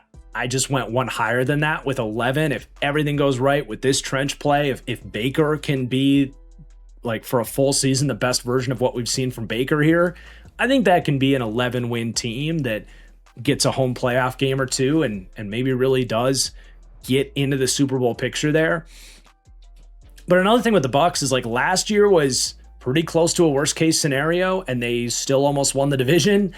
I think their floor is 7 wins. I think they do have a really good floor, even though they have all these volatile, pivotal factors. And with a good ceiling and a pretty good floor, I do think that positions them pretty well in that NFC South. And, the Panthers fan in me and the Tyler Shuck fan in me hates to say it, but I feel like the Bucs winning this division is probably one of the better divisional odds bets that I could advise out there. But lastly here, let's do some superlative awards for the Bucs. These got pretty challenging for me to pick. So we got some interesting picks here for these awards, but for team MVP, I just went with Ruben Bain. I think he's going to be freaking awesome. I think he wins Defensive Rookie of the Year, plays that all-important edge position, and I think if the Bucs have a good year, he's going to be the big story of it. So he was my team MVP pick, even if he's not the best player on paper. Like, you got Tristan Wirfs and Antoine Winfield for sure. Biggest wild card, Kalijah Cansey, just because his durability is such a question. But he brings so much athleticism inside that D-line. Like, if he can stay healthy, I think you're really entering like the potential to be the best D-line in the league. So there's a lot of big wild cards on this team, but he's probably the one that I really think could go one way or another with him, because I believe in the player on the field, but I don't believe in the health. Now, for both of my breakout guys, they're a little bit more off the beaten path. Breakout offense, I struggled with this one because, like, if Emeka Egbuka has a good year, it's not a breakout, not off of public perception, right? Most of these offensive players are pretty established. Like, if Bucky Irving plays great, is that a breakout? I don't think so. So I really struggled to pick a breakout offensive player that's not a rookie. I said Sean Tucker. Like, and this is just like in the world where Bucky Irving struggles with durability, I believe in Sean Tucker. So I don't necessarily believe in this pick because, like, I don't want to. I don't want Bucky to get hurt and open up an opportunity for Sean Tucker. But I feel pretty damn good that if Sean Tucker had to play here, he would absolutely break out as like a really good starting running back in the NFL. I like what I've seen from him. Breakout defense, you knew it was going to be David Walker. I mean, I won't repeat my points, but this is my boy. I almost have to pick him for breakout defense, but there's also not a lot of easy choices, like maybe Jacob Parrish, but I'm going David Walker. Maybe it's a bad pick because there's a lot of guys in that edge room. It's going to be hard for him to have a ton of production, but you know what? Screw it. I love David Walker, and if he plays, I think he could be really impactful. So we'll stand by it and believe in our guy. Unsung hero, another tough one here. I'm going to go with A'Shawn Robinson. I think it's just a nice addition to keep the depth for their D-line run defense. Love the way that he kind of can help you keep Kalijah Cansey fresh and just do his thing there. Never going to get any mention on a really deep defensive line, but relatively easy pick as an unsung hero for this team. Fantasy MVP, I'm actually going to go with Chris Godwin, who is the number 41 wide receiver getting drafted right now. I don't know that he's going to have a bigger year than Emeka Egbuka, but everyone assumes Egbuka is going to have this giant leap, be the guy he was in the first 7 weeks of the season. I'm not sure Chris Godwin isn't the sleeper to actually be this team's best wide receiver. Those two guys are going to feed off each other and compete for targets. But I do love myself some Chris Godwin. And I love what Josh said about, like, this was always going to be about 2026 for him. And we're going to stand by Chris Godwin being, a good 10, 15 wide receiver ranking spots higher than that. I mean, wide receiver 41, that's like someone you're not playing. I think Chris Godwin can be a steady 6-catch, 60-yard guy that, is competing for touchdowns every week. So probably will find myself with a lot of Chris Godwin this year in fantasy. But there you go. There's your Bucs deep dive. Let me know in the comments down below. If you thought I was too high on the Bucs, did I sell you on it? Or am I just straight up too high on this Bucs team? How do you think they finish this year? Let me know all of it in the comments down below. Also, if you think I missed anything today for this deep dive, would love to hear your feedback, Bucs fans. And let me know who you think comes next with the 15th spot in these power rankings. Stay posted for that one. Probably going to be the big hat reveal, the big hat drop. Rush to go get the new TFG hats. Really excited about that. And excited to keep things going with this series. So thank you. Please do hit that like button on the way out, and cheers.